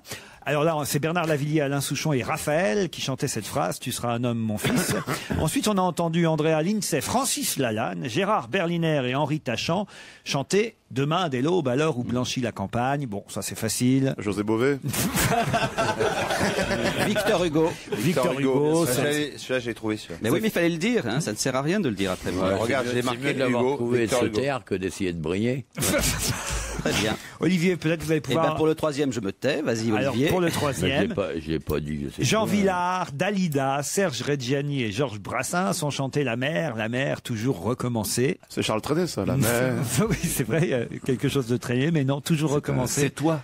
C'est toi. C'est dans le cimetière marin, c'est Serge Liado. Non. Pas de 7, moi. Oh là quand même. Bah oui. Gérard Miller. Ouais, Miller, vas-y, brille. Non, je brille plus. Ah non, moi j'ai brillé 2 fois. Moi, ça me fait chier de répondre quand t'es là. et c'est ferme et définitif. Non là, écoutez, c'est assez facile quand même là. Oui. Bah oui. J'ai un trou. Souvent cité. La mer. Ah oui. C'est pas Alfred de Vigny. Ta Non, mère, enfin, ta mère. La mer, Ah non, c'est Valérie. Non. Oui, Valérie, Paul Valéry. Paul Valéry. François Valéry. Paul Valéry, bravo Gérard, heureusement que vous êtes là. Oui, c'est heureusement que t'es là. François Valéry, moi. Faf Larage et Georgius, rien à voir, hein, presque un siècle d'écart entre les deux. La garde meurt mais ne se rend pas. Ça, C'est Shuriken. Non, c'est un général de Napoléon. Et c'est pas Cambronne. C'est Vauban. Non, c'est Cambronne. Cambronne, bravo Gérard, lors de la bataille de Waterloo le 18 juin 1815. Et puis pour terminer, alors là c'est beaucoup plus difficile, Anne Sylvestre, Keren Anne Benabar, Arsenic et Renaud ont chanté Dieu reconnaîtra les siens ou les chiens avec le jeu de mots de Renaud. C'est Moïse, ça. Non. Abraham, alors. Non, est-ce que c'est lié à la Bible? Alors non, pas du tout. C'est lié Non, lié à la Saint-Barthélemy. Alors, pas la Saint-Barth, mais quand même, il y a quelque chose de religieux là-dedans, vous avez raison. Croisade contre les Albigeois. C'est au siège de Béziers, croisade contre les Cathares. Ah oui, on tue tout le monde et après on dit Dieu reconnaîtra les saints, il fera le partage. C'est le marquis de Louvois, dragonnade de Louvois. C'est pas Georges Frêche, c'est son premier. Il est pas loin, c'était le légat du pape. On tue tout le monde et après Dieu se démerdera. C'était pas loin avec le pape, en fait. C'était le quoi, Serge? C'était le légat. Ah oui, du c'est pape. ça, c'était pas loin. Arnaud Amaury. Arnaud Amaury. Ah oui, Amaury. Ça c'est difficile. Ça, c'était introuvable, hein, Oui, Serge. La famille, Les délires régionaux de Mais, Serge. oui, mais il faut le dire, beaucoup d'Occitans savent qui en est l'auteur parce que ça concerne leurs ancêtres. Enfin bon, c'est une émission nationale, déjà. Eh ben, ça fait quand même. T'as pas envie d'être malade pendant quelques jours? Ça fait la moitié de la France quand même, l'Occitanie. Ne laissez pas faire, Serge. Non, c'était bien, C'est bien, Serge, c'est formidable. Non, c'était culturel, au Puis la moins. voix de Dalida, c'est tellement envoûtant. Ah oui, vous aimez Dalida, vous aussi. J'adore C'est Dalida. une chanteuse préférée de Gérard. Oui, moi j'ai été Dalida. son chauffeur, c'est pour ça que Vous avez été chauffeur de Dalida, vous? Ouais. Ah ouais? Ça, Elle se déplaçait en bateau. dans le Pacifique. Ouais. vous racontez-nous alors. Non. Elle était gentille, cette fille. Vraiment, moi c'est une des personnes vraiment que je regrette de ne pas avoir Gérard rencontré. connaît par cœur la chanson Mourir sur scène. Ah oui, je la trouve mais bouleversante. Non, je suis incapable de Vous la chanter. aimeriez mourir sur scène? On prévient d'ailleurs le public Non, de Saint-Étienne. Mais je trouve cette femme absolument bouleversante. C'était la seule à voir le soleil et la lune en même temps. Non, mais à l'époque, elle lisait Teilhard des Chardins pour se cultiver, mais il y avait une telle volonté d'apprendre que c'était bouleversant. C'était une passionnée de psychanalyse. Non, moi je l'ai pas vu de ce côté-là. Je te le dis. Et maintenant, il nous reste son frère. Quand même. Mais c'est vrai qu'elle adorait les livres, qu'elle aimait. C'est formidable. Moi, j'adorais la phrase de Thierry Leluron sur Dalida qui disait elle a un œil qui fait frire le poisson et l'autre qui fait attention le chat. Serge, on va te laisser parce qu'on a Vermus derrière. Ouais. Ce qu'on appelle la double peine. M'emmerdez pas sinon je sors la guitare les mecs. Ah non, c'est bon. Ah, tu peux chanter un peu pour qu'on rigole un peu. Ah oui, ouais. chante, Serge. Oui, mais vous pourriez nous chanter du Dalida, Oui, Serge. monsieur. Allez chercher votre guitare, rien que pour Olivier Gérard. Mais il a déjà dans la main. Bien sûr. Mais elle est greffée, Ça fait des mois qu'il attendait, tu sais. C'est Allez, vrai, vas-y, Serge. Les yeux battus, la mine triste et les joues blêmes. Ah oui. Tu ne dors plus, tu n'es que l'ombre de toi-même. Le refrain, tout ça. Et dans la rue, tu rôdes comme une âme en peine. Et tous les soirs, à sa fenêtre, on peut te voir. 1, 2, 3. Je sais bien que tu l'adores. Bambino, Bambino. Et qu'elle a de jolis yeux. Bambino, Bambino. Mais tu es trop jeune encore. Bambino, Bambino. Pour jouer les amoureux. Ah ouais. Mais c'est Europe 1 qui a lancé Dalida. Mais bien Si je sûr, ne me trompe. Lucien Maurice. C'est Europe 1 et Francis Blanche avait imaginé dans Signé Furax une torture épouvantable qui s'appelait la bambinette, qui consistait à enfermer quelqu'un dans une pièce et à lui passer en boucle. Fabrice Bambino, et moi, ça on Bambino. connaît pas. Francis Blanche, vous dites. Francis Blanche, un des plus grands humoristes. Dites, mon cher Serge. Oui, Maintenant, Laurent. il est temps de raccrocher, vous voyez. Ah ben oui, je tout, la raccroche. guitare, le téléphone, tout, d'accord Toto, pas de problème. On se retrouve demain à la même heure. Laurent Ruquier, 7 jours sur 7 sur Europe On va se gêner jusqu'à 18h30. Mais il est l'heure de retrouver notre Laurent sur Europe 1. Il s'agit de Laurent Ruquier pour la suite d'On va se gêner. Europe 1, on va se gêner. 1. Le DVD de la semaine. Et c'est un film nominé pour les Oscars dont on va parler puisqu'il s'agit du Prophète, le film de Jacques Audiard, Un prophète, qui avait été présenté aussi à Cannes, si ma mémoire est bonne. Le film est sorti aussi en DVD. Alors, est-ce qu'il faut acheter ou louer ce DVD dont on a tant parlé, film dont on a tant parlé? Il paraît que c'était très très très réussi, ce film, entre autres avec Niels Arestrup et avec un jeune comédien qui avait pour la première fois un rôle au cinéma, Tahar Rahim, condamné à 6 ans de prison. Il ne sait ni lire ni écrire. Il arrive en centrale, seul au monde. Il trouve une sorte de protecteur qui est corse. C'est Niels Arestrup qui joue ce protecteur. J'ai donné le DVD à Gérard Miller, à Michel Bernier et à Titoff. Alors, je commence peut-être par Michel. Bah, moi, j'ai adoré ce film. Je trouve que c'est une merveille. Le problème, c'est que moi, ça m'a plombé un peu, quoi.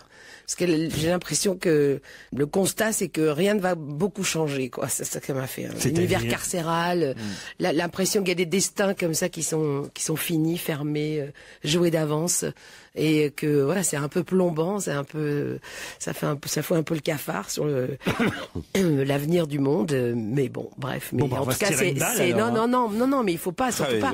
Mais ça veut dire que c'est quand même un film magnifique. Je trouve que c'est joué à la perfection et que on rentre dans un univers qu'on connaît pas du tout, heureusement pour certains d'entre nous en tout cas.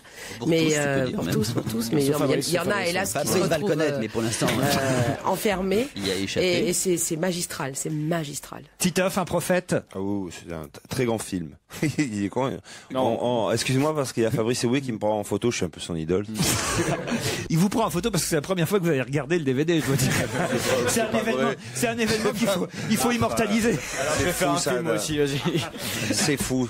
Alors, non, mais qu'est-ce que vous avez aimé dans ce prophète? Ce que j'ai adoré, c'est qu'il y a un côté, il y a un côté à la fois réaliste et à la fois très cinématographique qui fait un mélange magnifique. Et des films là, c'est vraiment dans le milieu carcéral, mais c'est avant tout un film sur le milieu, on va dire, sur la délinquance et plus précisément vraiment les bandes organisées. Le côté un peu toute la mafia corse avec et après l'ascension aussi de la mafia, on va dire plutôt de cité avec des Arabes. Ce jeune, le destin on voit en fait que un petit jeune qui rentre on sait pas exactement pourquoi il rentre, il a pris 6 ans. Il a une bagarre avec un flic, il a planté un flic. Il prend 6 ans et en fait il va faire son école comme on a souvent entendu parler, mais là c'est vraiment bien décrit, c'est bien fait, on comprend les rouages du milieu justement, sans le côté des fois grandiloquent qu'il peut y avoir dans des films qui sont aussi de grands films sur le milieu et sur la mafia, avec tout le côté de code. Là on voit vraiment la violence aussi bien physique que psychologique parce que s'il est choisi, il est pas sous protection, il est sous protection parce que justement le milieu corse a besoin de ce petit jeune pour un règlement de compte au sein de la prison. Mais vraiment, j'insiste sur le plan où il y a le mélange entre le réalisme et le mélange de vraiment de grand cinéma fait que c'est un film très vraiment poignant et les 2h30 on les sent même pas passer. C'est 2h30 quand même. Mais on est attrapé par l'histoire. Titeuf a tout le temps, parfaitement raconté la chose. Tu vois, reprends-moi en photo.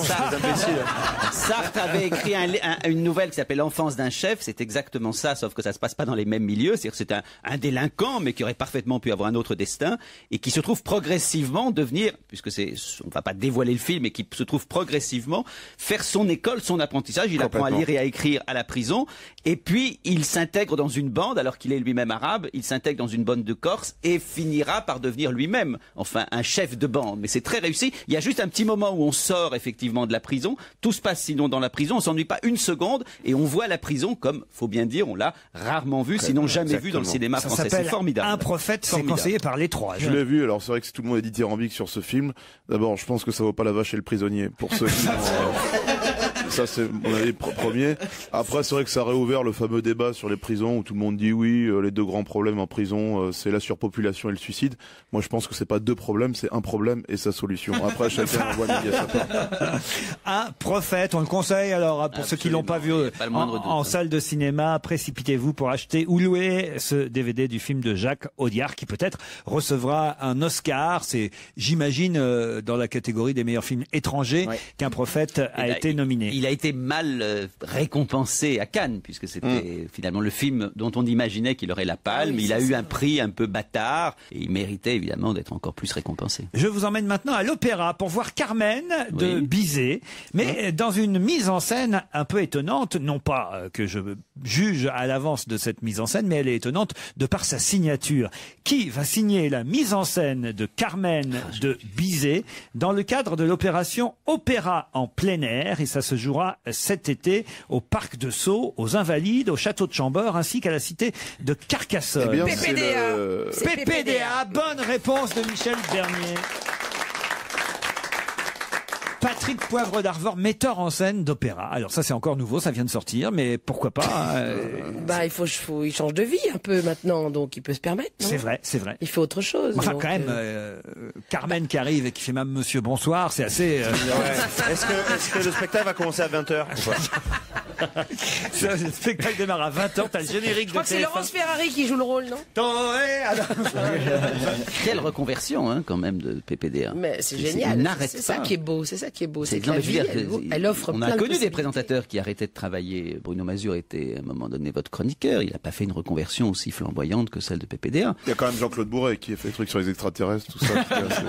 Les reconversions sont plus difficiles en général, on le sait bien. Il y a les frères Bogdanov aussi, ils ont fait une reconversion avec du montant. Des présentateurs de journal, télévisé. Et il y a Roger Giquel qui présente le journal préféré d'Olivier de Kersauzon sur TV Braise. Vous regardez pas TV Braise La chaîne bretonne. La chaîne bretonne. Olivier, tu sais ce qui est terrible avec toi, c'est parfois on pose une question mais toute banale, du genre quelle heure est-il? Est-ce que ça va bien? Et tu nous regardes comme si on avait vraiment tenté d'attenter à tes jours. C'était un peu ça. Tu attentes à mon bonheur de l'instant où je suis tranquille, en train de penser à autre chose. Mais tu fais une émission de radio.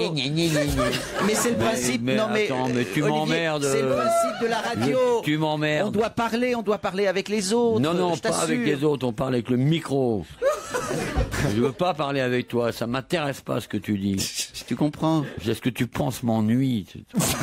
Ça sent le cabinet, le mec couché sur le dos en train de raconter des trucs de merde et toi derrière en train de calculer si tu vas pouvoir jouer au loto avec le pognon qui te laisse. La psychanalyste Non, je te trouve sympathique, mais c'est limite, quoi. Vraiment. Dans un instant, nous retrouverons Paul Vermus, car nous sommes tous impatients d'avoir les réponses aux questions qu'on lui a posées. On va se gêner sur Europe 1 avec Laurent Ruquier. Jusqu'à 18h30. On va gêner, c'est avec Laurent Ruquier sur Europe 1, bien entendu. Une info, une enquête, un défi. C'est le challenge Vermus. Bon alors Paul, on commence par la première question importante. Est-ce que Raphaël Nadal est bien fiancé à Shakira? Voilà. Bon, alors fiancé, le mot est un peu fort. On peut peut-être parler d'une love affaire. Hein. Rafael Nadal, numéro 1 mondial, et Shakira... il n'est pas numéro 1 mondial, numéro 2, déjà une erreur. Et Shakira, réputée pour son déhanchement, ça c'est pas une erreur. Hein. Ça c'est vrai. Bon, alors elle était en voyage aux Émirats Arabes pour un concert, et lui il était de passage à Doha pour le tournoi d'Abu Dhabi. Et figurez-vous qu'elle était dans la tribune, qu'elle passe jamais inaperçue, c'est quand même une très très jolie fille, elle était dans la tribune présidentielle, et figurez-vous qu'il a été la saluer. Du coup, rapidement, après le match, il sort sa bite. Elle a été... Qu'est-ce qui se passe? Il range la raquette. Et il propose le manche. Après le match, il a rejoint au vestiaire. Et alors, ce qui s'est passé le lendemain, c'est qu'il a écrasé Davydenko, il a écrasé Santoro. Bref, il avait une force incroyable. Ah bah oui, pour écraser Santoro, vraiment. Donné cette force. Alors, je continue quand même cette histoire incroyable. Ah oui. C'est pas simple. Nadal, il a une délicieuse compagne, elle s'appelle Xissa. Et Shakira, elle est fiancée quand même depuis une dizaine d'années à Antonio de la Rua, qui est le fils de l'ex-président argentin. Ah oui. Bon, mais, moi j'ai mes correspondants au New York Post. Et pour moi, l'information du New York Post, c'est la meilleure des informations. Hein. C'est pas la peine d'aller chercher midi à 14h, Laurent. Bien sûr que non. Ah, vous êtes d'accord. Leur fidèle amitié s'est transformée en une love affaire. Ah, ça y est. Alors, voilà. C'est officiel. On les a aperçus le jour de la Saint-Valentin, en tête à tête. Ah bah c'est pas mal ça quand même, c'est de l'info, c'est du lourd. C'est du détail et tout, hein. Ah non, ça bravo là. Là franchement vous m'épatez même Polo. Et alors, les problèmes personnels de Brian Joubert, ça là je suis pas sûr que vous ayez la réponse. Si, j'ai tout trouvé. Ah oui. Alors la question que vous m'avez posée avec beaucoup d'objectivité, quels sont les problèmes personnels de Joubert depuis plusieurs mois? Alors depuis plusieurs mois, il est sur les nerfs, il est agressif. Ça explique toutes ces déconvenues. Hein. Alors bon, il s'est confié à sa mère, il a fait son autocritique très marxiste comme ça. Il y a 3 problèmes, Laurent. Il dit même ma mère, c'est dans l'équipe aujourd'hui, ma mère va m'aider. Voilà, oui. Et c'est vrai qu'on n'est jamais trop aidé. Hein. Je dois changer d'attitude. Hein. Et alors? J'ai mené une enquête délicate, Laurent. Très délicate. Alors selon Didier Gaillaga, qui est le président de la Fédération des sports de glace, il y a un problème dont on n'a pas beaucoup parlé, c'est qu'il n'arrive plus à gérer son poids. Il a des crises de boulimie. Il grossit. Alors quand vous faites comme ça des triples sauts sur la glace, vous comprenez bien que si vous avez 3 kilos de trop, ça se sent et ça crée des... Il avait pas l'air très gros là, pardon. À l'Alpe d'Huez, on a vu Caroline Diamant, ça n'a pas gêné. Hein. et j'ai des photos, là je vois des photos de Brian Joubert, franchement, il n'est pas gros. Hein. Deuxième problème personnel, le divorce de ses parents. Ah, bah oui, ça c'est une vraie raison. Ça l'a vraiment perturbé, d'autant qu'il est très très proche de sa maman. Les rumeurs comme quoi il serait avec Shakiro, c'est réel ou pas? C'est le cousin brésilien. Mais s'il vient s'allonger sur ton divan, faut qu'il mette son costume à paillettes. Il y a un troisième élément, un troisième problème personnel, Laurent. C'est lequel? Il aurait quelqu'un dans sa vie, mais ce serait une relation houleuse et passionnelle. Vous savez, Laurent, qu'une relation houleuse et passionnelle, ça prend la tête. Il paraît que c'est Madame Courgeot, après. Non mais c'est pas mal déjà tout ça je trouve. Hein. Et alors les prochaines médailles des JO alors? Alors là, c'est bien. Alors d'après les deux ministres sont d'accord. Pour une fois, c'est très bien. Roselyne Bachelot, Ramayad 10, on en aura 12 à 13, c'est quasiment gagné. Bon, il reste encore plus de 10 jours. Hein. Alors ça, à coup sûr, on dépasse les 9 médailles de Turin. Hein. Alors, il y a plusieurs choses. Hein. Le biathlon français espère compléter sa collection sur la prochaine épreuve. C'est le 15 km pour les dames, 20 km pour les messieurs. Alors, on compte, Laurent, sur Vincent Jay hein, et Mirabel Tovex. Qui ça Mirabel Tovex en halfpipe. Mais oui, Mirabel, c'est la sœur de Candide. Ah bon? Eh oui, parce qu'ils ont tous des prénoms curieux dans la famille, je vous jure que c'est vrai. Je crois pas. Son frangin est un champion de freestyle, et il s'appelle Candide, et sa sœur s'appelle Mirabel, et elle a choisi une autre discipline dans les sports d'hiver. Bravo, c'est bien. Alors, il y a d'autres médailles attendues en ski alpin. Enfin, normalement, c'était pas à moi de dire ça. Oui, non, c'est vrai, mais enfin bon, vous savez que vous aimez parler. Bon, vous m'avez interrompu dans mon discours.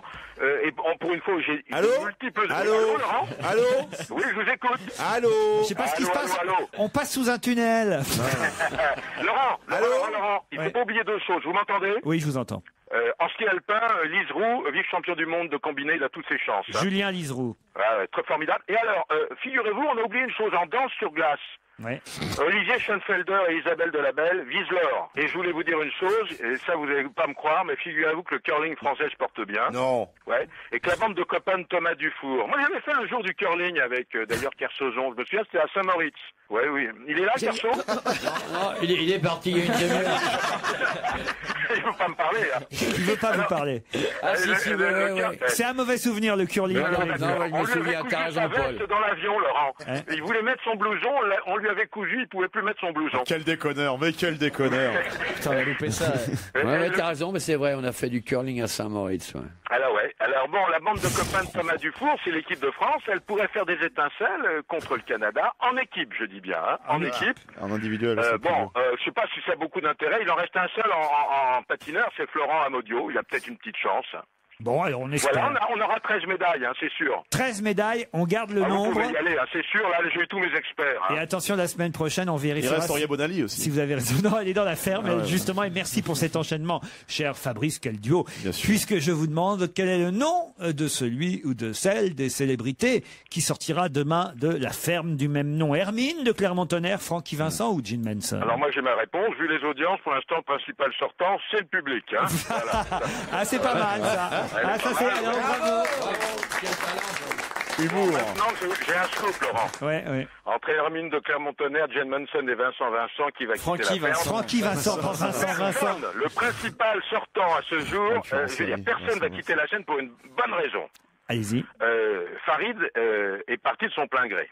Qui ça? En général, Farid Kidder, le boxeur, là, le champion du monde de kickboxing. Parti hier soir. Ouais. Ah ouais. Alors, il est parti de son plein gré, il arrêtait pas de s'engueuler avec Adeline, bon, ça n'allait plus. En général, il n'y a qu'une personne qui part par semaine. Donc, des trois, personne ne sera renvoyé vendredi Non, mais alors, soir. attendez, ils vont faire voter les téléspectateurs et faire dépenser l'argent parce que ça coûte cher. Personne. Alors, le scoop demain pour relancer l'audience, c'est que probablement ils vont faire venir quelqu'un pour le week-end. Probablement une star de la chaîne. Alors là, c'est pas facile de savoir qui, hein, Laurent. Les stars de la chaîne, ça peut être De Chavannes, Reichmann, Arthur viendra pas, il a autre chose à faire. Moi, je penserais. Vous, c'est vous?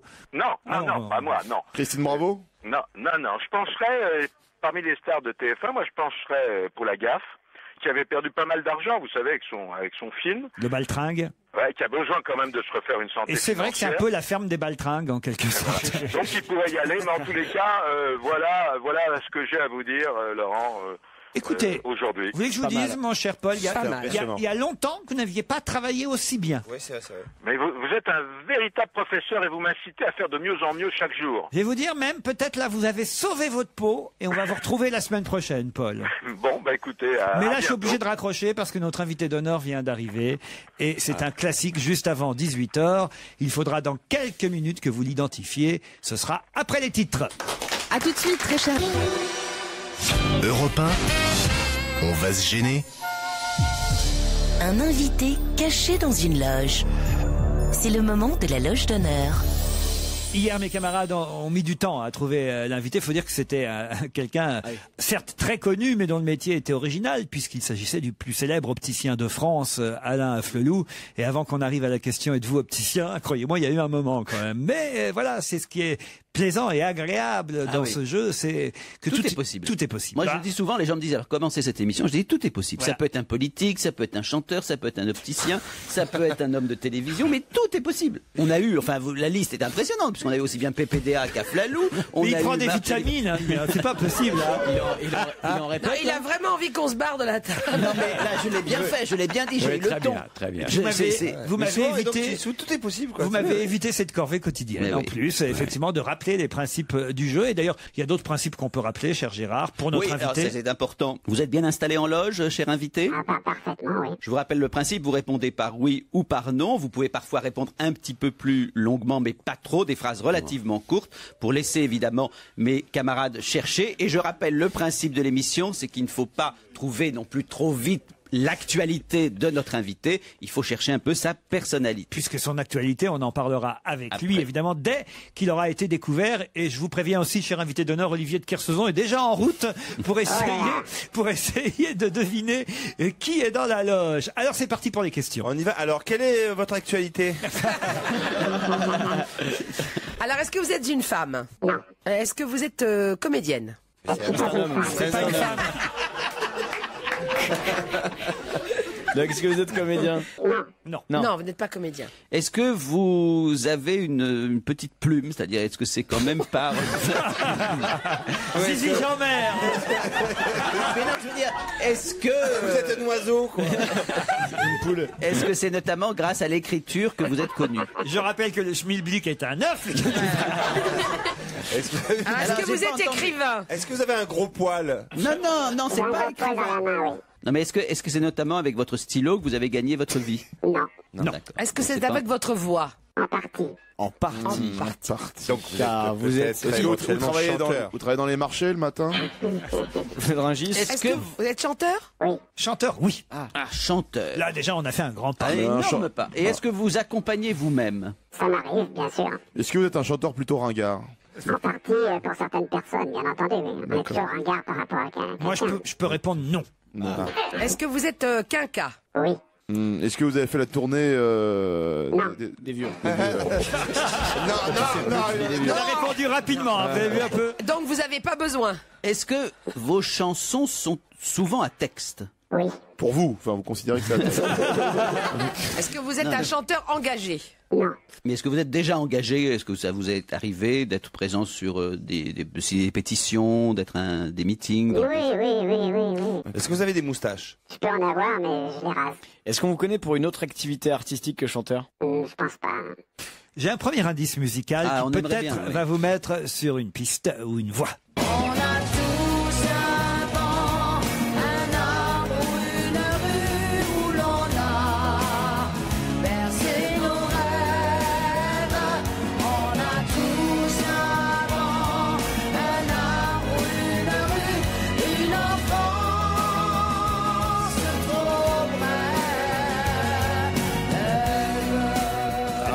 Rassure notre invité d'honneur, le premier indice que je donne évidemment est fait pour totalement perdre Oui, il y a des chances, là. nos invités, mais vous l'avez compris cet indice. Absolument. Vous avez chanté à l'Eurovision?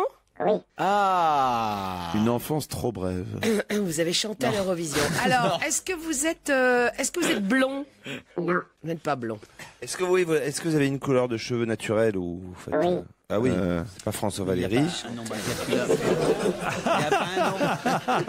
Ah, ça c'est drôle alors. François Valéry. Et pour la France, vous avez fait l'Eurovision? Non. Oui, bonne question. Est-ce que vous êtes du plat pays ou du pays de la ponctualité? J'ai bossé comme un fou là. Ni l'un ni l'autre, je pense que c'était pour Monaco. Pour Monaco. Ah, vous êtes de la famille royale? Non. Vous êtes d'origine corse? Non plus. Non, vous connaissez bien les filles? Les filles corses, je m'en vois ce que vous Non, voulez les dire. filles de, non, de mais Rocher. Quoi. Il connaît bien les filles, d'ailleurs, j'en ai la preuve avec ce deuxième indice.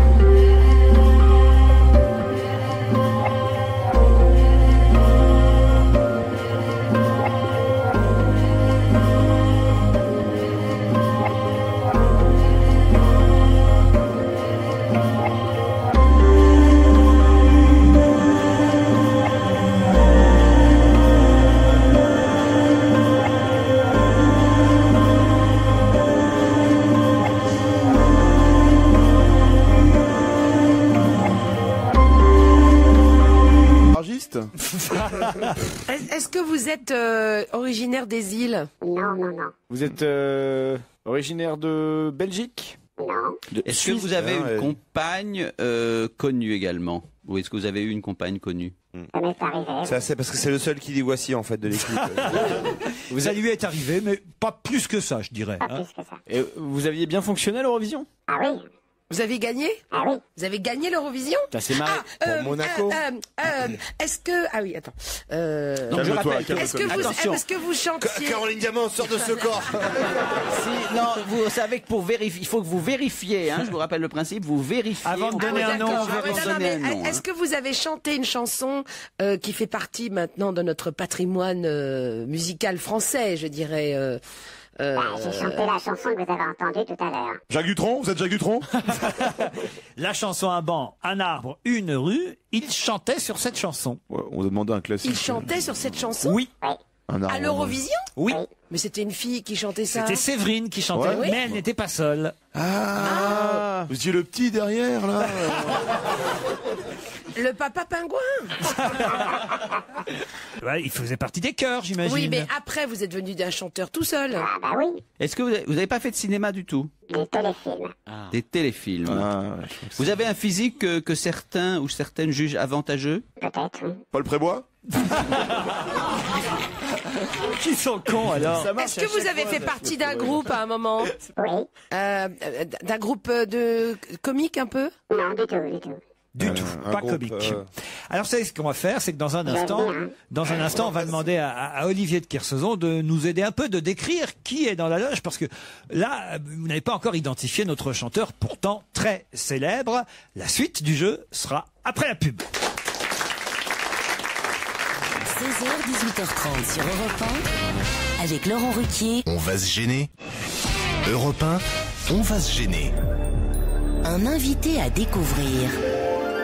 C'est la loge d'honneur. Nous savons que notre invité est un chanteur qui, avant de chanter seul, a chanté, si ce n'est en groupe, en tout cas au moins parmi des choristes, au point même d'avoir accompagné Séverine à l'Eurovision en 1971 pour la chanson « Un banc, un arbre, une rue ». On sait qu'il n'écrit pas. On sait en revanche que son activité principale, c'est bien ça, c'est bien la chanson. Vous n'avez pas beaucoup avancé plus que ça, en fait, dans vos recherches. Alors, Olivier de Kersauzon, est-ce que vous pouvez aider mes camarades, peut-être en réussissant une description physique de notre invité d'honneur? Il est assez grand, il est un peu maigrichon. Il fait pas fort des halles, quoi. Voilà, si vous voulez, comme description. Ouais. Il a des bottes, un jean, une veste bleue. Des bottes. Dick Rivers. Un regard assez intelligent pour un chanteur. le visage marqué est pas mal, hein. On dirait qu'il a navigué, il a des rides de souffrance. Chanteur alcoolique. Il a les cheveux courts. Un chanteur alcoolique. Il est assez élégant dans si on aime ce genre-là. Hein. Et il est élégant, vous dites? Ouais, assez élégant. Il y a quelque chose d'élégant dans lui. Mais il est connu, on le reconnaît dans la rue ou pas? Ah ouais. Mais il n'a pas tellement une tête à se promener dans la rue, parce que s'il y a un coup de vent, à mon avis, il traverse sans le vouloir. Ah oui, donc c'est un monsieur un peu maigrichon, alors. Grégorio? Ouais, maigrichon, ouais. Mais il a un beau regard. Il se la pète pas trop, à mon avis, voilà. Ça, c'est pas mal comme description. Qu'est-ce que vous en pensez, invité d'honneur? Est-ce que Olivier de Kersauzon vous a parfaitement décrit? Ah oui, en partie, oui. J'ai un petit indice musical supplémentaire pour que mes camarades avancent un peu.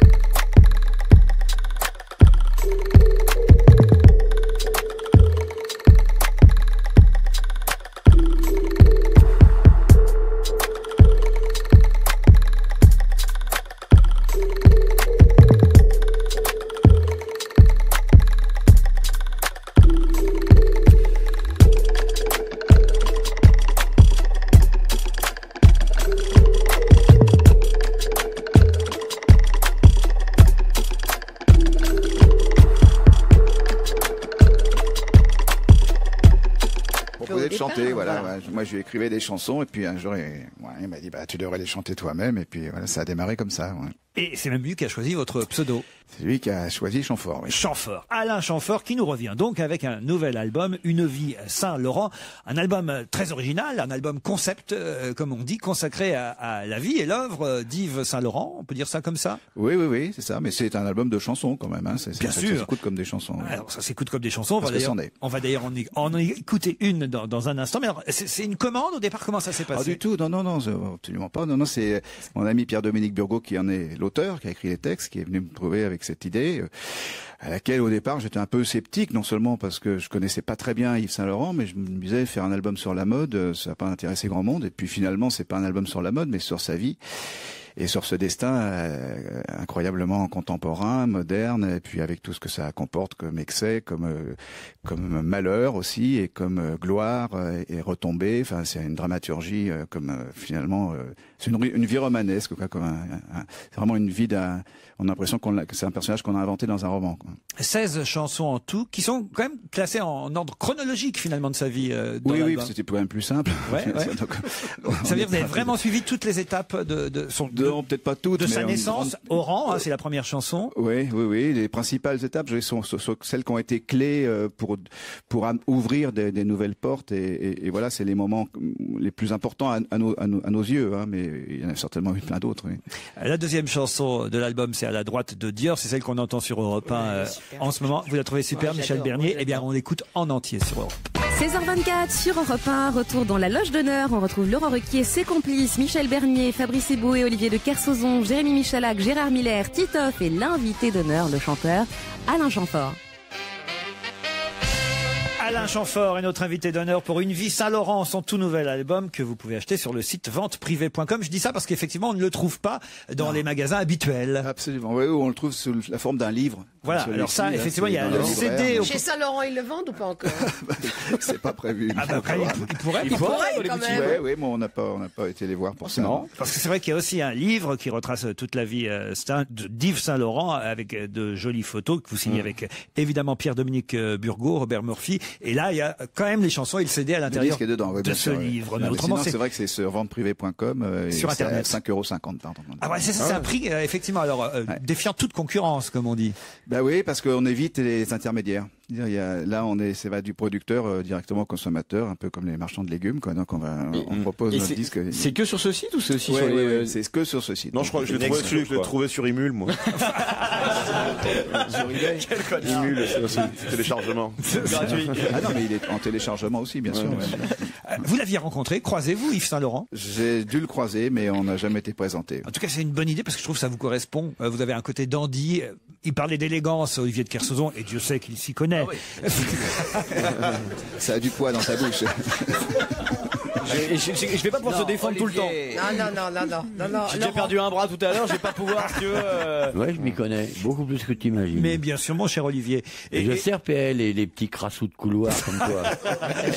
et en tout cas, je trouve qu'Alain Chamfort, j'allais dire était né, n'exagérons pas, mais en tout cas, était peut-être prédestiné à chanter la carrière et la vie d'Yves Saint-Laurent. Il y a des parallèles entre, vous dites ça dans quelques interviews, et bon, alors c'est peut-être pour la promo, mais est-ce que vraiment vous aviez déjà pensé à des parallèles entre lui et vous? Non, je les ai un peu découverts au moment où on s'est intéressé à lui, quoi. Et notamment, je veux dire, c'est vrai qu'il c'est quelqu'un qui avait un fond de mélancolie constamment en lui, et c'est vrai que c'est quelque chose que je ressens en moi depuis longtemps. Voilà. Mais alors, en revanche, si vous n'avez jamais... Gérard qui est là, si tu veux parler. On se verra tout à l'heure. Si vous n'avez jamais été présenté à Yves Saint-Laurent, vous êtes allé voir Pierre Berger pour lui demander l'autorisation pour tout ça, évidemment. Oui, on n'avait pas envie que ça corresponde pas malgré tout à ce qu'il a connu. C'était le principal témoin, et si on avait son accord, on se sentait quand même assez... je dirais avoir vu juste, quoi. Voilà. J'ai lu partout, évidemment, que Pierre Berger vous avait offert un piano crapoir. Qu'est-ce qu'un piano crapaud pour ceux qui ne savent pas? C'est le piano à queue, mais la plus petite queue. C'est le moins intéressant. C'est juste après le piano droit. Et vous vouliez ce piano? Je trouvais que symboliquement, oui, c'était bien. Il était dans la vente. J'avais été assister à la vente, et puis quand j'ai vu que des lampes en laiton partaient à 6 000 €, je me suis dit, le piano ne sera pas pour moi, quoi. Puis finalement, il a dû l'apprendre apprendre quelque part. Et, enfin, quelqu'un a dû lui rapporter, je ne sais pas. Il a eu le geste extrêmement élégant de me l'offrir. Il est quand même incroyable, Pierre Berger. On peut juste dire un mot sur lui. Je trouve que ce type aussi, enfin, la carrière aussi étonnante, aussi riche aujourd'hui, aussi philanthrope, aussi. Enfin, je trouve que c'est un truc formidable, Pierre Berger. Aussi, La mode, l'homosexualité, Christian Dior, la guerre d'Algérie, le marketing aussi, la poésie, tout ça fait partie de la vie d'Yves Saint-Laurent et on retrouve tout ça en chanson. Ça donnera un spectacle? A priori, il y a les gens du palais de Chaillot, j'allais dire palais du chalet de Maillot, du palais de Chaillot, c'est pas la même chose. Qui sont Dominique Hervieux et José Montalvo sont intéressés à l'idée de monter un spectacle de chorégraphie contemporaine comme ils savent faire, mais c'est vrai que ça pourrait être intéressant parce qu'il y a pas mal d'archives concernant Yves Saint-Laurent. Et Kamel Wally à la mise en scène, c'est confirmé. C'est dégueulasse. Yves Saint-Laurent en chanson grâce à Alain. Réponds à ton portable, Olivier, te gêne pas. C'est élégant ça de répondre au téléphone portable hein, quand on interroge Monsieur Chamfort. Hein? Allô, c'est Yves Saint-Laurent. Un jour peut-être vous ferez une chanson sur Olivier de Kersauzon. Ah, il le mérite, hein. C'est vrai, il y a de quoi dire aussi. Ah, il y a de quoi dire. Attention à ce que tu dis. Non, mais Saint-Laurent, c'est un sujet formidable. Moi, c'est un des rares mecs que j'aurais vraiment aimé rencontrer. Bah voilà, alors je dois être une admiration folle pour ce créateur. Là. C'est un type bouleversant, je trouve. Alors je vais vous offrir le livre j'adore, publié chez Albin Michel avec Europe 1, d'ailleurs avec le CD audio offert avec l'ouvrage. Moi, tu t'intéresses pas à la mode, tu t'intéresses. Non, mais je suis d'accord avec Olivier. Ah ouais. Turner et Saint-Laurent, on a déjà 2 points communs. Une vie Saint-Laurent. Ouais. Le troisième, c'est qu'on part chacun au côté opposé de la rue. Vive